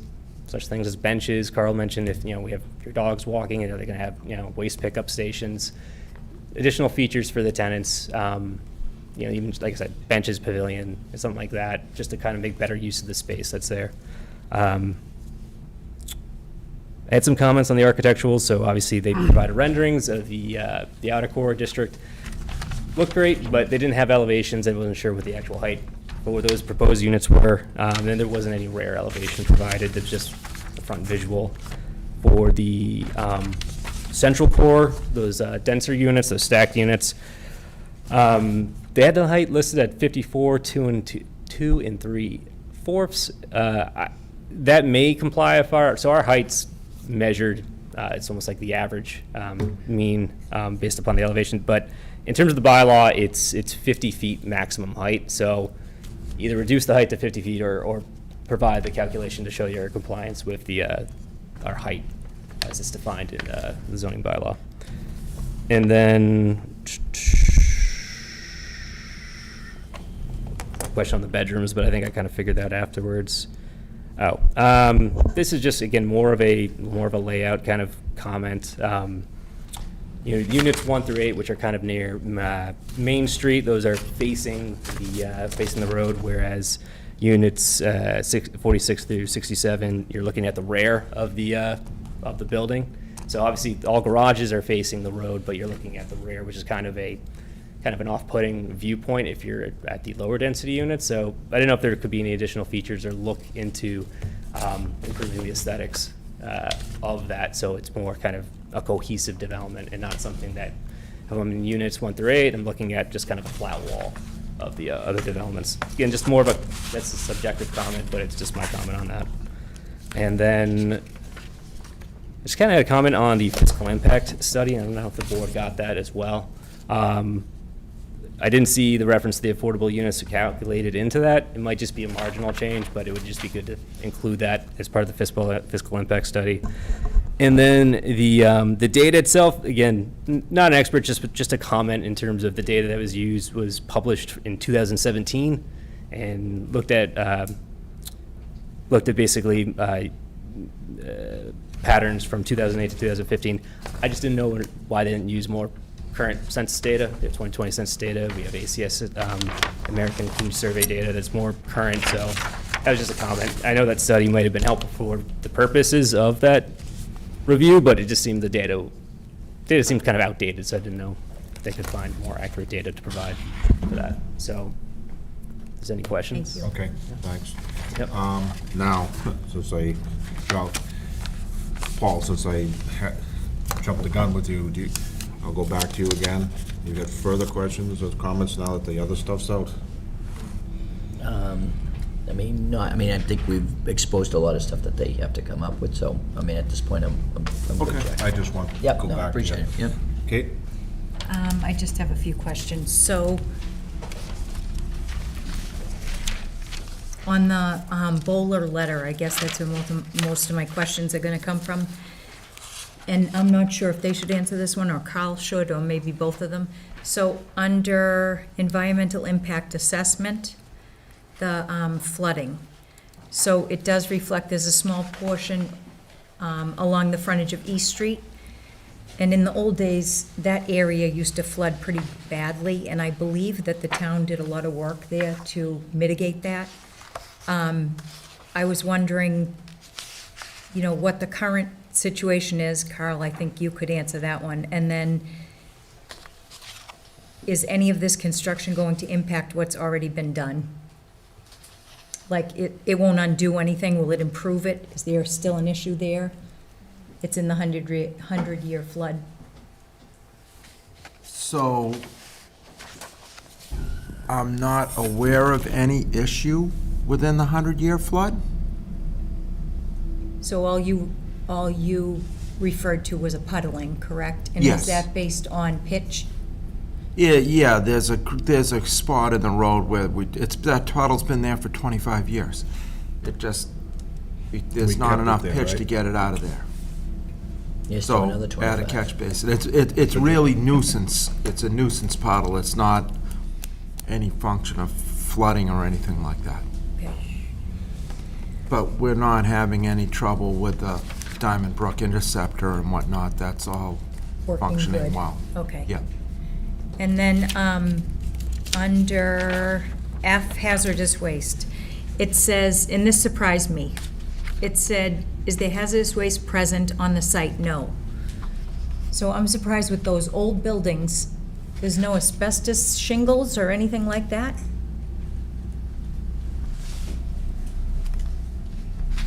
We did perform a Phase 1 environmental site assessment. I don't know it off the top of my head admittedly, but we did recognize there is some asbestos that you would find in a typical home. Nothing like, from what we recognized, an REC, a recognized environmental concern. And that's what we assumed that was referring to. But we can update with the Phase 1. We can provide that to the board if you'd prefer. It might be my interpretation also. Yeah, okay. When you take down buildings like that, when you raise those, do you have to take certain, Yes, yes. actions because So of we have to that? document what asbestos removal was taken prior to the demolition. We have to remove all the asbestos first, get a certificate, and then we're allowed to proceed with the demolition. okay. Under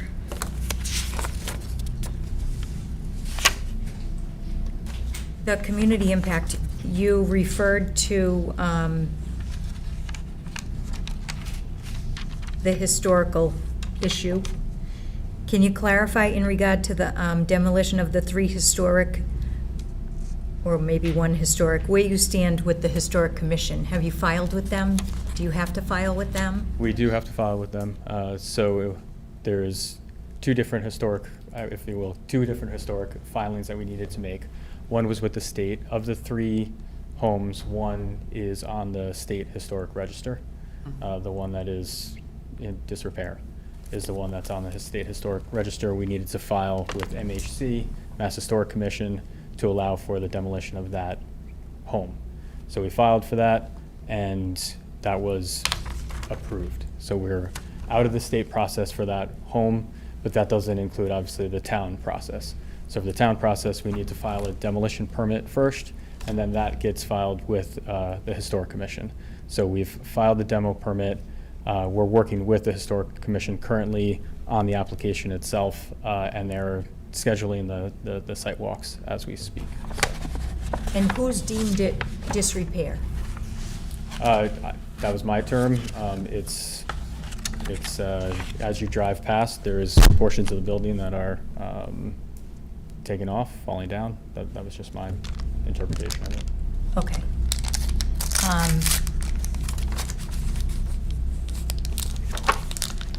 So, and I don't know if you can bring up the architect, the picture, pretty pictures again. So is there anything you can do to make them, it looks to me, is the bottom area, is that proposed stone, brick, what is that? So that's stone. We were requested to drive along Main Street, take a look at the most recent properties that were constructed, and try to mimic that the best we could for the Okay. product that we're designing here. So we took that on board. We took that advice on board, and we've passed it on to our architects. This is what they've come up with. If there's, comments, we're happy to take them on board and bring it back to our architect with further. So these are my comments, and I don't know if everyone agrees with me, but if you'll allow me. So I feel with a lot of the new buildings, they just lack New England, colonial, they're cold, so I'm happy to see the stone there, but anything you can do to make it a little more, New England feel, colonial feel, I think it's hard to accept, another big building like this, and especially for the neighbors who live amongst it, and anything you can do to make it look more like Understood. it fits in. Yep, we can work on it. That's all I have, thank you. Okay. John Griffin. Thank you. I have a couple one-offs and then a couple traffic pattern-related questions. One-offs, do you have any plans yet in terms of which buildings will or won't have sprinklers involved? I believe all homes need to have All homes sprinklers. sprinkled. All homes will be NFPA 13 full system. Awesome. That's required by the state rules. Thank you. In terms of snow removal, are you planning to have the snow removed, or is there going to be a place within the actual parcel that's going to be stored? So we have on-site, we're going to store some. On-site. But if it becomes too much, if it's 2015 all over again, then we'll need to start removing. Okay. Wait. You don't got another It'll be a plan. condominium development, so there'll be a condominium fees that will pay for the snow removal. It'll be a contract with the removal company, which all of the residents will pay, which will be paid for with the residential fees. It'll be professionally managed by a property management company, a third-party firm. And as we were just saying, in the event we have a season like 2015, there would be an assessment, of course, to charge additional fees to those unit owners to pay for this excessive trucking of the snow off-site. And is that the third-party company? Is that one that you've worked with before? General process is it goes out to bid, like, a town would go out to bid for a peer review. They'll go out to bid to any number of local professional snow removal companies and landscape companies for that fact, and, fire suppression management. All of the different services will be covered, as well as trash will go out to competitive bid as well. Okay. Now, one of the things is typically you gotta show a snow storage somewhere. Yep. Yes. Add that to the plan. Yeah, we all know you're not gonna take, you eventually get rid of it when it gets too much, but all our plans at least show an area or two areas or whatever for snow storage on the plan, so, okay. Absolutely. Thanks, Jack. Go. Mr. Michaud, you mentioned that there were a number of other sites where you've had similar neighborhoods, developments that you've built. Sure. Would you be able to send any data on traffic patterns that have emerged from those places in can. real time after? That'd be fun. Thank you. Yeah, in fact, Appreciate that. we just counted the Pulte project, and a couple of others as well, because this question comes up quite often at these hearings, so we always like to point to real projects. So if board members want to go actually look at a site and get a feel for what those volumes are, they'll have real numbers to work I would with. appreciate that. Yep. That would be great. Sure. A couple questions, sorry, actually Sam also for you, Mr. Michaud, sorry. A couple questions just about assumptions in the data, which I'm sure will go also to the peer review, but just while we're here. Sure. So you said it was a 15-minute walk, is the walk from the actual development to the T. train station? Yes. Which crosses Main Street, correct? Yes. Do you have any built-in assumptions about the percent of trips that people are going to take in the morning done by walking versus by driving versus by like bicycle, for instance? Right, mode share. Actually, I'm not sure that we actually broke it down that way, but we can. Yeah. So what we've presented in the numbers was an unadjusted auto trip. It is based on suburban locations that don't have ready access to public transportation, but we do have local census data, I see. your journey to work information and mode share information that is specific to this area of town. Okay. And we'd be glad to publish that. That would be fantastic. Sure.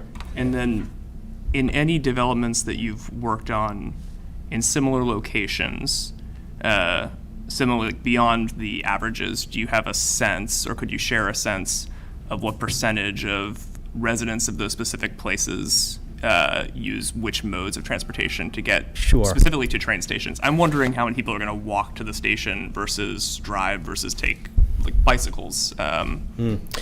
Yeah, usually, as a rule of thumb, anything within a 20-minute walk is usually a walk, unless there's inclement weather. Yeah. And it also has to do with the availability of parking. If you are going to drive to a station, the availability and cost Yeah. of the parking. So there's a number of factors that run into it.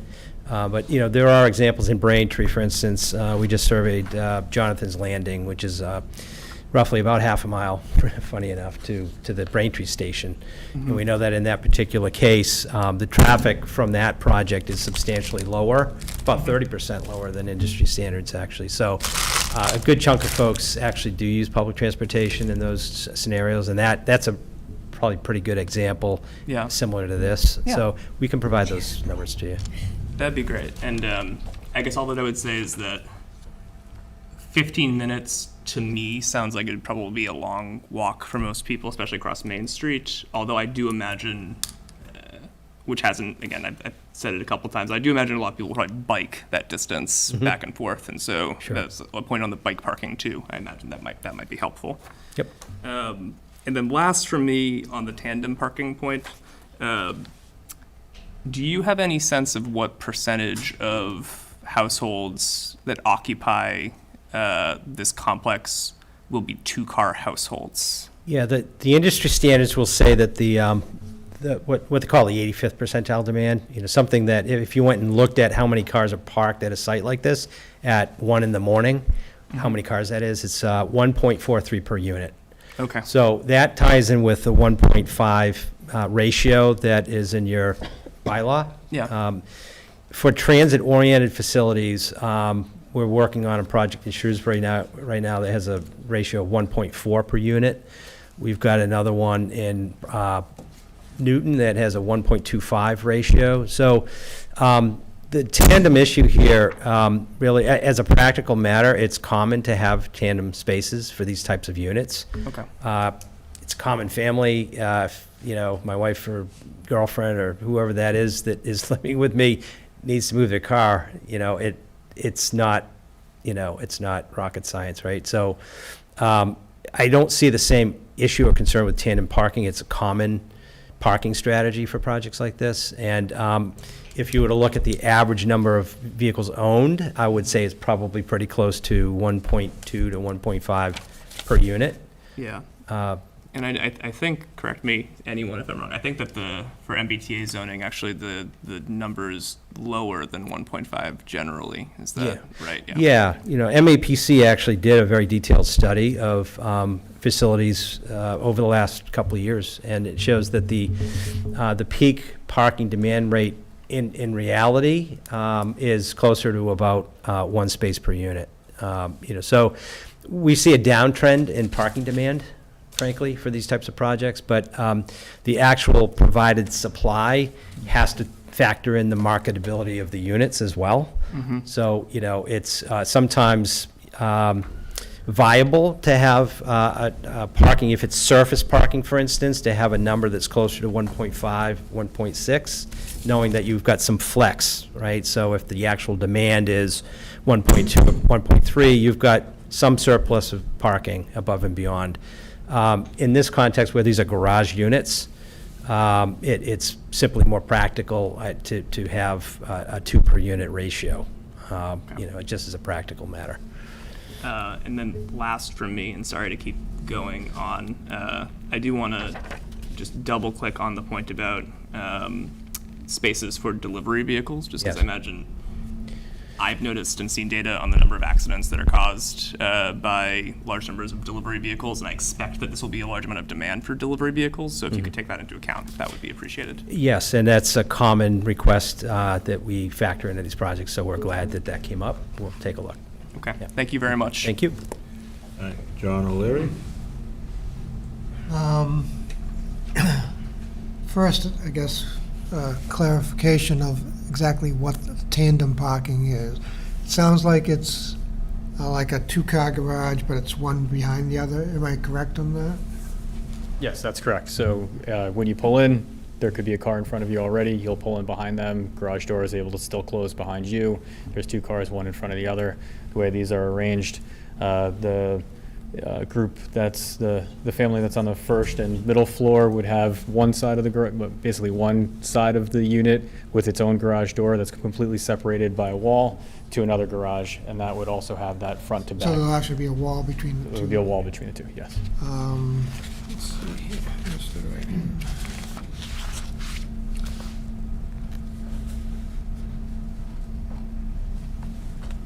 So if I'm looking at, we'll start with the outer ring,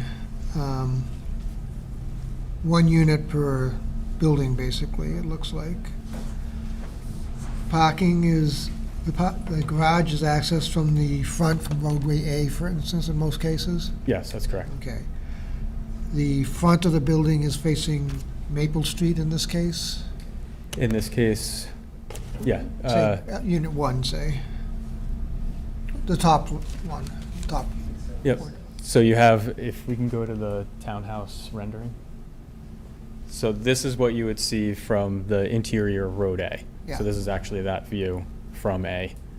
Okay, and so the front door, more so to speak, would be on the opposite side facing Maple Street. So that would be in the townhouse style, that would be the back of the unit, would be facing the Maple Street side. We've got the lawn area on the rear of these townhomes. Sorry, jump back to the site plan. We have some green space that separates from Maple Street to these homes, and that's the rear of the unit.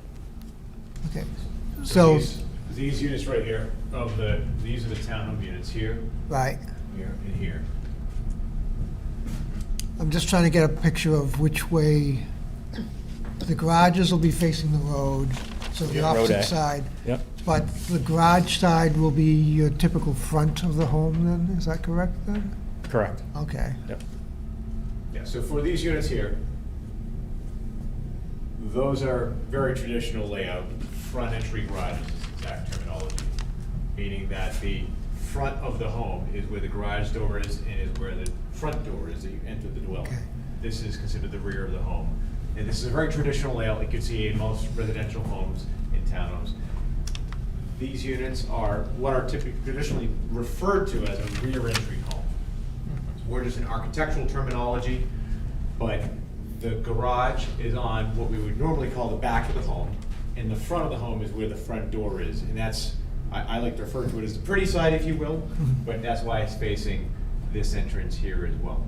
And I can share as well, we actually have an enhanced rendering of some of these rears, add additional stone detailing on what areas are traditionally not enhanced for these, what we call high visibility locations, which is these spots which are sort of right back and facing into the other townhomes. So we've already taken that into account. We can share that information with you as well. And additionally, we actually have an enhanced side elevation for a couple of these units where you actually see the side as well to further enhance the side. So we can share all that data with you. I don't know if that. no, well, I was just trying to get an understanding of the way Sure. the units were fixated.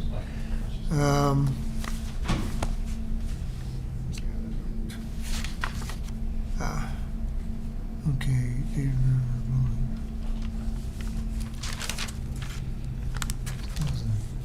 So the inner core units, each run from front to back, but there's 2 units in each one, is that correct? That's- Could you explain Yes. more how So- the 2 units enter?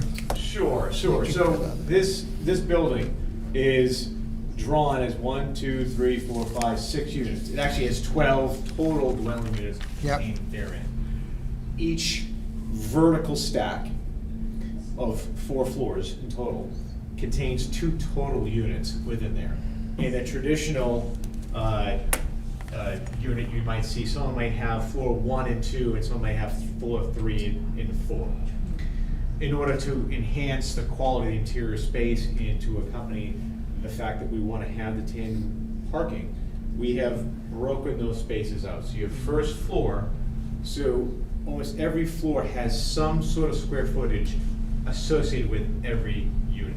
So for example, on the first floor, and it's hard to describe, so I'll do my best verbally to describe it with the visual. On your first floor, you have, each unit has a garage, a tandem garage, and that's on your base level driving level.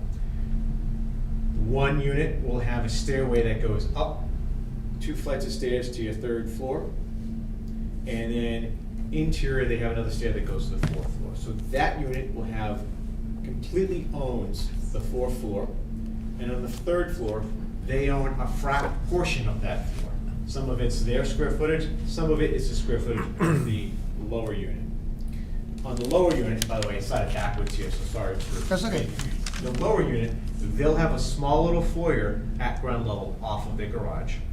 Then they'll go upstairs. They pretty much have the entirety of the 2nd floor of the building, except for a stairway corridor that goes up to the 3rd floor. On the 3rd floor, they also have that small percentage of the 3rd floor. So we utilize the term an interlocking layout. It's more just an internal architectural terminology, but it allows a layout such as this, whereby you can have 4 floors of living, 2 units of living, and every unit owner gets a bit of a variety of floors that they're living on, if you will. It enhances the general architectural options, other than just having one whole floor being theirs. And also allows the use of the tandem garage as well. It's more an efficiency use of the space. Okay. Is that a common nowadays type of situation? It is growing more common. Okay. We're introducing this product across the country in a lot of markets right now. So it's growing a lot more common. In the traditional layout, you'd have 1, 2, 3, 4. And it really limits you what you can do architecturally with your units. Thank you. Can I just ask, John, what's the disability like on, if somebody took that top floor, 3 and 4? Look like? Yeah, it would, there are no elevators, as they're not required. So in this case, you'd have to, if you were truly disabled, you would have to utilize some sort of lift up your stairway, which could be retrofitted after the fact. And that's not a requirement? I don't know, no? No. No, okay. Okay. Thank you. I thought, I was talking. I'm surprised.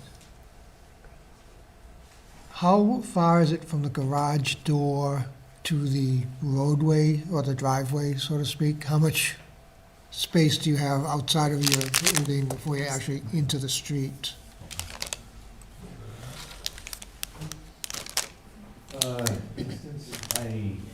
It's about 8 to 10 feet from the garage door to, you're speaking of like road A? Yeah. Or yeah. Road A compared to the house? Yep. The garage door.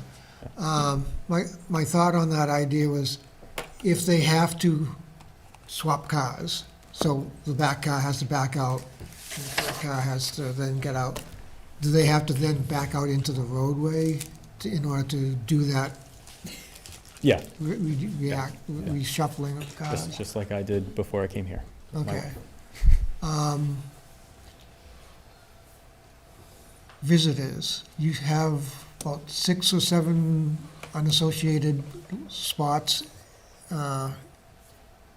It doesn't seem like there's enough to cover visitors to as many houses and units as there are. You'd think you'd need someplace, are they gonna be assumed to be using the inhabitants' garage to park their car, or? So we have 10 spaces that are open 10. that you can come in and use. But yes, the parking requirement here was that 1.5. We jumped that up to 2 per unit. And then in addition to that, we have the 10 additional. So we were looking to provide more than enough parking for the residents. Plus Could you indicate where the 10 spots are roughly on there? Sure. On Road D, there's 2 on the left. Okay. In front of, yep, there's, I think, 3 there. 2 across the street from there. 1, 2, parallel here. Yep, Yeah. there. And then further up, 3 more up there. Right? That's all, yeah. So realistically, anyone near the Main Street side doesn't have any parking other than their own allocated parking for any guests. Is there a way to adjust some of those miscellaneous parking spaces to better serve the Main Street side of the project? I think it would be difficult to rearrange the surface parking. We can take a look. We'll see if there's something that we can do. I hear the comment. We'll see if there's something we can do. It might be a little tight on that Road A side. Towards Main Street.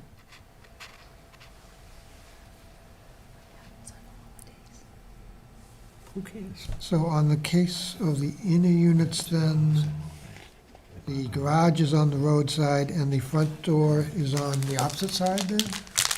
For the inner core the- units, okay.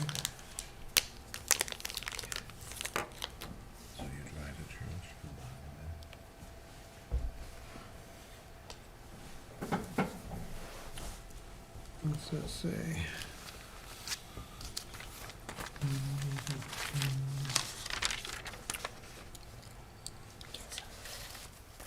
The larger retention basin on the East Street side, will there be any retaining walls or anything around it to So prevent- there's a retaining wall on the rear side of the townhomes that are facing that roadway. Okay, And then on the East Street side, we have a decorative wall going along the frontage. I think it's actually a slide that shows. Yeah, right there. So, yeah, this would be, this would be the main entry sign, which would be on the right-hand entry side, and that aesthetic would continue down, and it's more aesthetic, okay. just to help give a sense of, arrival and really define the community.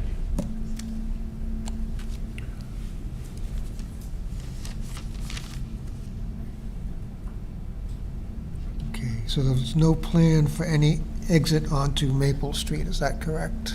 That's correct.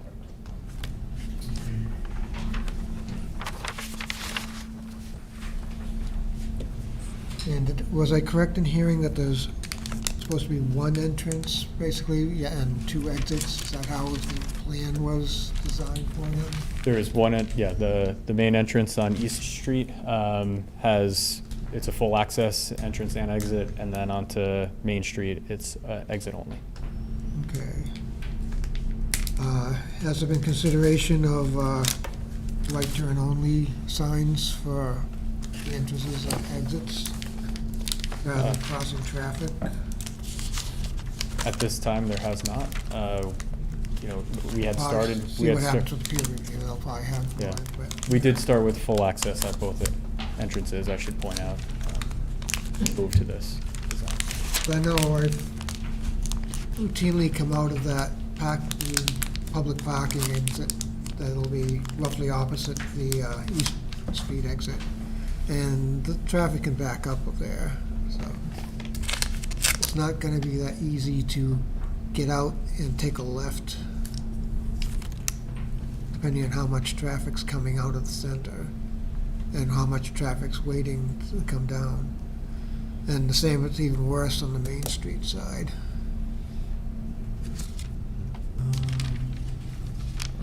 So you will be going to the Town Historical Commission, okay.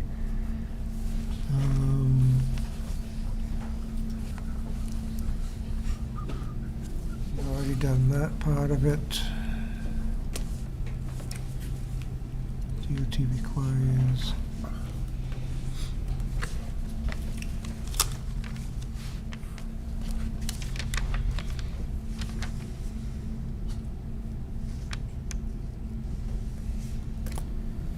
What type of lighting will be used for the area? We've got, do you have it on the site plan? Pull the site plan. Pole-mounted, dark sky compliant LED lighting would be at the main intersections of the interior of the site. I don't think we actually show it on this plan, do we? I think we'll probably need a illumination sheet somewhere in here, but when I you're believe we finished. included in the filing. It's Yeah, okay. I believe we have it. Thank you. Did see it.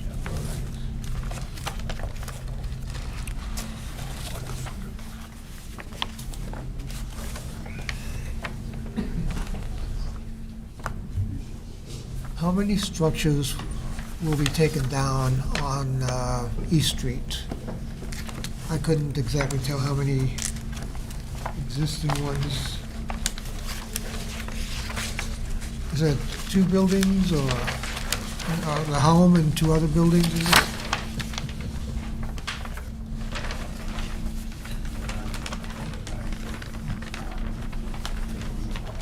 Maybe we should work at each other. Like there's 3 and a garage. That's good. Okay, so the house to the little commercial- strip malls. yep.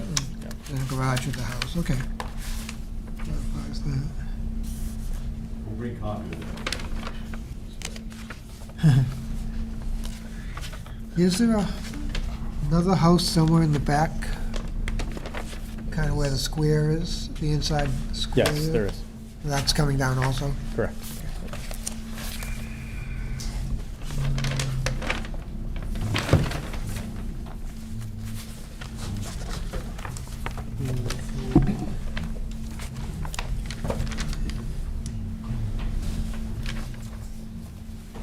I guess I have no other questions at this time. Thank you. Thank you. All right, I got a few questions, comments. One of them is, we don't have a doggy poop area in the bylaw, but my suggestion is you probably want to put one in, because I saw what happened over here within the first 2 months. Gone. So that would be a suggestion. I know it's up to the condo association after, but that's something you want.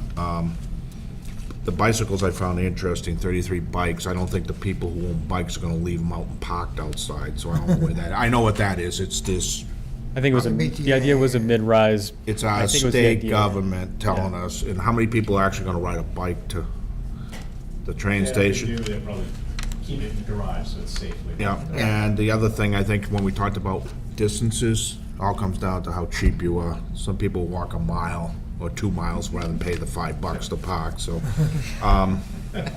or more. But the other thing would be interesting is these people actually drive and get there before someone from South Walpole and they don't got a space. That would be something.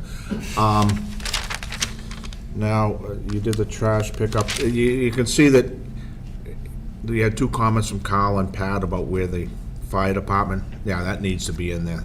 The turn radius, this switch. Yeah, we had worked with the fire department previously, Yeah, I provided it to know, them. but if you We'll- put it, we'll it should be include all in the plan, that way you wouldn't have those questions. Understood. The question is, you talked about some of the units gonna be 3 bedrooms and the stacked are gonna be something else. What is the requirements per this MBTA thing, for your affordable? Because I know in the 40B, you gotta sell the same. So there is a requirement of 10%. Yeah. As mentioned earlier. We have 3 bedrooms for the stacked unit. The upper unit is all 3-bedroom. The lower unit has an alternative 2 or 3-bedroom. So we can make pretty much any one of the units 3 bedrooms. That's how it was evaluated, was all 3 bedrooms. Okay. And so when we select the 10% and work with your team to decide where those 10% are located, they can be any of those units. Okay, because I know in 40Bs, you get like a 2-year time frame to build the result. Is there one, Pat, for this time frame? Timeframe in terms of. Complete build-out? Because 40B, it gave you 2 years to get you. No, not for this really. There is, the MBTA didn't have anything in that bylaw that said the time frame. Distribution, Jack. Hmm? How about distribution? Will they be spread out? Yes, yes. I mean, in order to get listed, we'll need to include them in different buildings without, throughout the site. Okay, since it's not really a 2-year build-out, this will be more of a fact, is the, phasing. Do you guys have a phasing plan?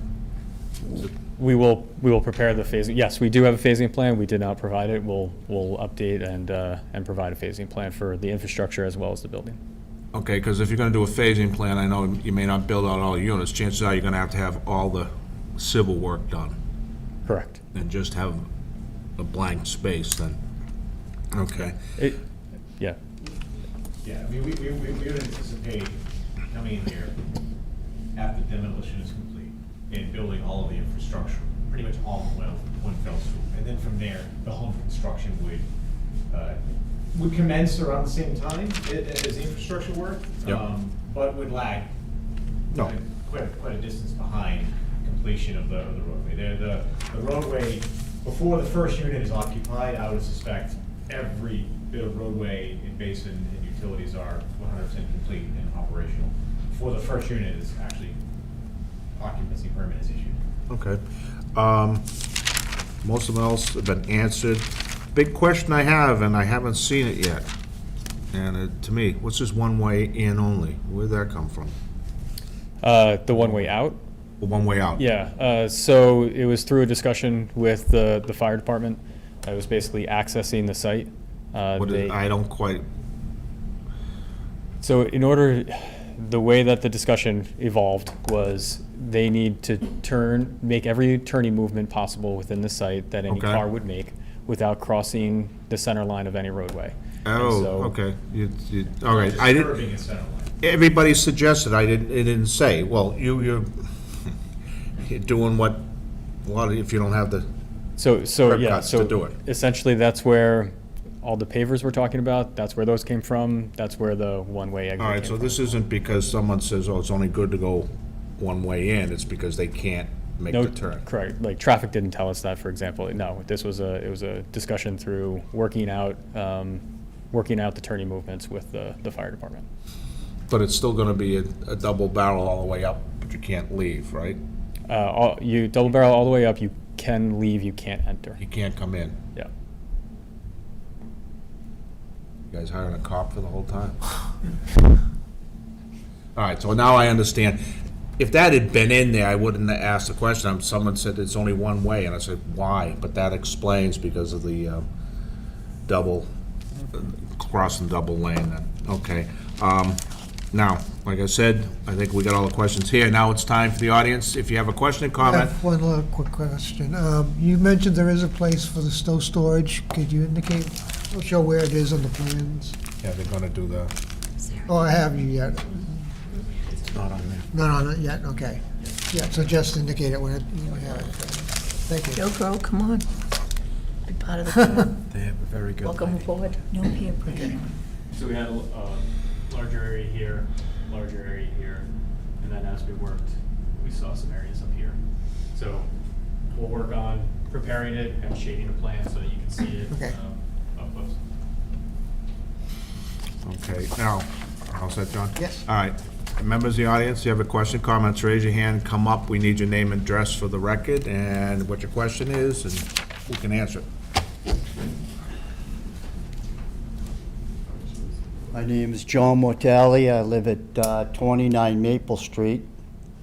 My property is going to be about 50 feet away from where a house is going to be demolished. And I'm wondering how long the plan is going to take from start to finish. And on Maple Street, what are they going to do in the back of the house? Is there going to be a fence, a wall, a 6-foot-high wall? All right, I think Toll's gonna have to answer that. The first question, which is a good one, is the schedule.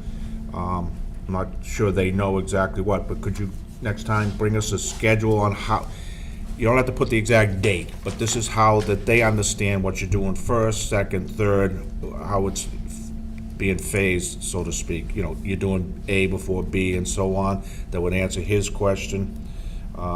Now, I believe on the plan, if you could come up and answer what's behind trees, fence, whatever.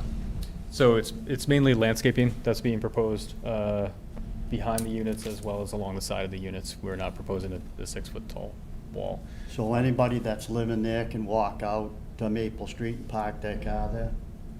You would be able to, there is a lawn area and plantings between the unit and the roadway. So yes, you could walk. Yeah.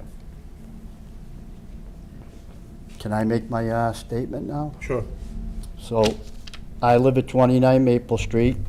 My wife, my son, my daughter-in-law, I have 3 grandsons, 2, 4, and 6.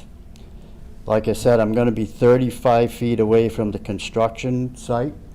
I have neighbors across the street that are much closer. We understand this project will be going forward, but consideration should be given to us on Maple Street who will have to live through the project. We request the following to prevent traffic and vehicle parking to keep everyone safe. We'd like Maple Street to be made a one-way from School Street to 1A. Resident parking only on Maple Street. If you live on Maple Street, you can park on Maple Street. No construction vehicles on our street when the project is going on, except for utility vehicles, because I know they're gonna have to cut gas lines and water lines and sewer lines. And during the construction, we would like a stockade fence put completely around the project. So, you know, my grandsons don't get affected by this and no one gets hurt. We're all in favor of housing, as long as it's not in anyone else's neighborhood, but unfortunately it's in ours. We understand what's gonna happen, but, you know, we need some of these things done for us because we live there. And I know Maple Street wasn't talked about in the traffic projection, but it's a very small street and there is a lot of traffic on It it. is in my consideration, that whole circle, actually, Yeah, area. thank you. So, can I just ask you to clarify? Sorry, Jack, can I ask him a question? Sure. So, when you say Maple one-way, do you mean in perpetuity, or do you just mean during construction? Forever. All right, I'll take what you just said. First off, being one way, that's not up to us. That would have to go to selectmen. They control. When can we do that? You can go there, make an appointment with them now if you want. You might want to wait till this gets a little further, but still, if you request the one. And the parking also? Well, that's, give me one at a time, John. Yeah. All right, the parking, it's not a bad idea. What's interesting, though, is you think about those units there, they're actually kind of on Maple Street. The back of them are, yeah. Yeah, so my point is, you probably want no parking, if you do go to selectmen, because they gotta control that, you could put no parking right behind the units, and then residents down. That would be the best. If not, one of these people in the new units could say, I'm on Maple. Okay, so that would the selectmen control the off-site stuff. Construction, what they do is, you have the construction fences, which we can require them to put the big blue mesh that you can't see through like you see on every construction site. It's done for a number of reasons. Once kids, it's attractive nuisance, plus it Yep. keeps the dust and all the crap from blowing around. So that will be in our conditions to them, and it's, plus because of, I think it's Megan's law, you can't leave an open trench, so they're gonna have to do it anyway. And what about the construction vehicles on the street? How do you That, keep once them? again, that's up to the selectmen, because that's a public road. Okay, thank So, you. but before, my suggestion is, yeah, you go see them now, and I'm thinking of it, if when they go to build this, yeah, you're gonna have guys who are working on it, gonna wanna park there. So if you get, Uh-huh. you know, your resident sticker and all that, then sooner than later on this stuff, okay? I think you can probably get most of it one way, I don't know. I know Maple's not the greatest road for being two-way at all. No, it's a very small street. Yep. Okay. Thank you. Yep. One way. Come up, sir. My name is James McCarthy. I live at 26 Maple Street. I worked for Northrop Grumman for almost 40 years, on guidance systems for missiles. The Apollo astronauts went to the moon with my system. The B-2 stealth bomber flies with my system. I did that for almost 40 years to protect the rights of all our people, the rights of my life, my wife, my family, and all of you, and all of everybody here. As far as I'm concerned, this is the wrong project at the wrong time, at the wrong place. Especially the 8 first row that borders Maple Street, because that is taking away the sun when it sets in the west.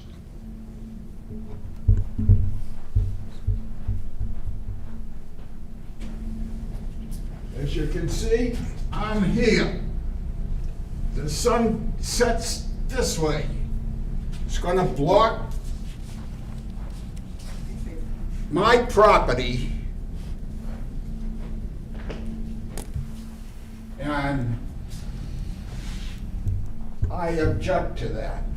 The other thing is that I moved to 26 Maple Street in 1964. I've been there 61 years. I drove a well point 19 to 20 feet down, and I've been drawing water since 1964 to water my garden, my yards, and I put a sign up that says we have our own well water. And I notify the town water department every few years that we had the well. What is that going to do to the groundwater? I have groundwater that's approximately 11.5 to 13.5 feet down. And when you drive a well point, it's shaped like a light bulb. And the water gets drawn up through the screen and the pipe, and you water your lawn. I did that in 1964 when I moved in, because I moved into the family home. It was Lucy Gay's home, original home. It's over 150 years old, and I believe that if they go ahead with this project, I may lose that well. And if I do, I'm going to want to sue someone, because I think it's wrong to take away my water rights. So that's my point of view. I think the traffic will get screwed up in East Street and Maple Street and School Street, and also Main Street, which is tough as it is now. As far as I'm concerned, it's the wrong project at the wrong place at the wrong time.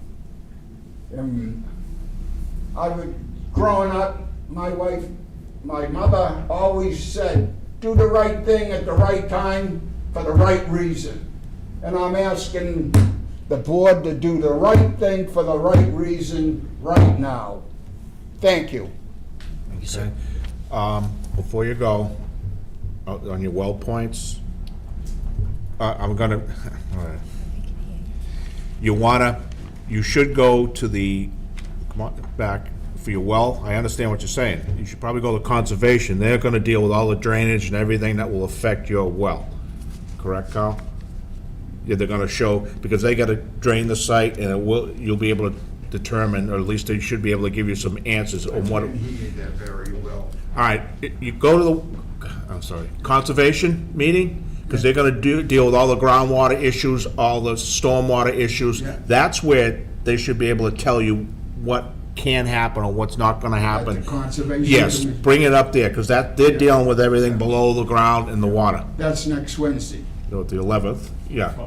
12th, yeah. Okay. Anyone else, questions, comments?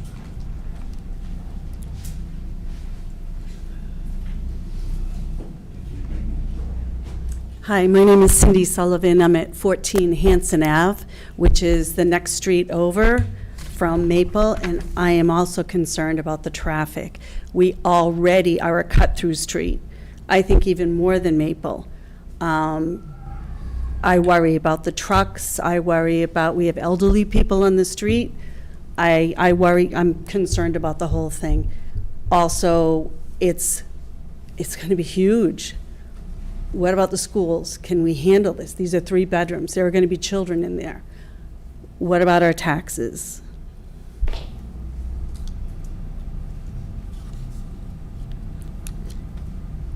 It's an allowed use, okay? So can I explain? It's in, but it's an allowed use. You know, this was voted by the town meeting. We didn't have to do it. We could have said, like a lot of other towns did, but some people said this is great. But they knew it wouldn't be in their backyard because they live next to the T. I didn't like it, never wanted, so as far as what you guys are talking about now with Maple and Hanson, I don't know if I'm spitballing, this is, geez, if they made Maple one way, kind of like being in Boston, and that cuts it, then all of a sudden it's not really a cut-through anymore, is it? Makes people think. If you know, so I would suggest that you and Mr. Mortali and maybe talk to them about that, because that kind of slows people down when you got one street one way, one street the other. Okay. You know, if I'm cutting through, I like your street better. It's wider, quicker. Maple, little tight. So, but that is something to consider, that if you are having problems, that you can probably go to the selectmen and have them consider this. Wouldn't be the first time. Well, all we gotta do is look up at Mason, right, off of Kendall. That's one way. Used to be always 2, until people started complaining, so, and that kind of solved that thing as a cut-through coming from East Street to Kendall. So that's something to consider, Okay. okay? All right. Thank you. Yep. Anyone else, questions, comments? No? All right. All right, guys, now, it's in your hands, your homework. Yeah, we'll get responses, we'll do comment response letters, and also request a couple of meetings with department heads to work through some of Okay. these comments additionally. So, our next meeting is December 4th, I believe, but you ain't gonna make that, right? No. All right, so, January, right? Now, to be realistic, you got some stuff with Kyle's that's, you know, just draftsman type of stuff, and you got a few other things, and you got the traffic's a little bit more, but rather than, I hate people, they want it right away, and then we sit there and look at the ceiling because you're not done. So what's your realistic, you could think you'd be ready? I think January is reasonable, as long as we're allowed to engage directly with the peer reviewer through Carl, so that we can be resolving questions and comments and going back and forth with them. So if we need to supplement the 53G account at any point, we'd be willing to do so, but that would definitely help us speed things up. Okay, well, that's typically how it's done anyway, right, Kyle? Back and forth? Question. Yes. But as long as there's meeting notes taken and that, so that if someone here on the board should be apprised, or one of the people want to come and see what's transpired. Yeah, I think the correspondence will have to go to the board, but by the time you'll get it, you will have already seen some back and forth, I would anticipate, and some issues resolved, whatever. Yeah, the back and forth is just standard ways just to resolve, but then the final issue, when it's resolved, will be told to us. Okay, so, first meeting in January? Yes. January 1? I'm taking that day off. Is there, I don't care. I'm retired. I don't work anymore. We'll be there. is there a January 1? Yeah, the 15th. No. This is What's 15. the, 32nd. what's the first one we got? 115. 13th? 115. 15th. Okay, that first one, yeah, because we're not Yeah. gonna do it on Yeah, that. it'll be the second. All right, January 15th? Is there a second meeting in December still, or no? No, Oh, just 12/4. Yeah, 12-foot, oh, no. No, No. not a Okay, section. not a second. You want that on the 24th? Well, I didn't know if there was one We'll keep rescheduled. I it, apologize. yeah. We'll all be singing. All right. Okay. But if you get it, it's better as all done as one big, what do you call it? Plus, you're still going through conservation for all your stuff for stormwater, and something might change there too. Yep. Correct. All right, we need extension Till the end of. to the end of January? January 15th? No, through the end of 31st. January.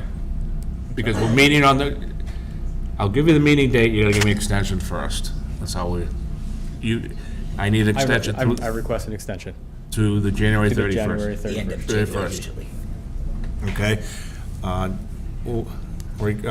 Grant the extension through January 31st, 2026. Second. We have a second, all in favor? Aye. All right, and the meeting will be January 15th. I think you're the first one to sign up. 7:05. 7? Now, if we get something else jammed in there, that's 2 seconds. 7:15. 7:15.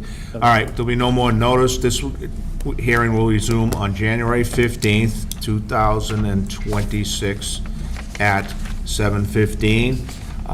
If there's any questions, comments about what's going on with the traffic studies or whatever, if you just either call Sarah or drop her an email, she can update you on just the goings and back, but we'll still all do it here. So I thank you very much, and Thank you to the board. see you next year.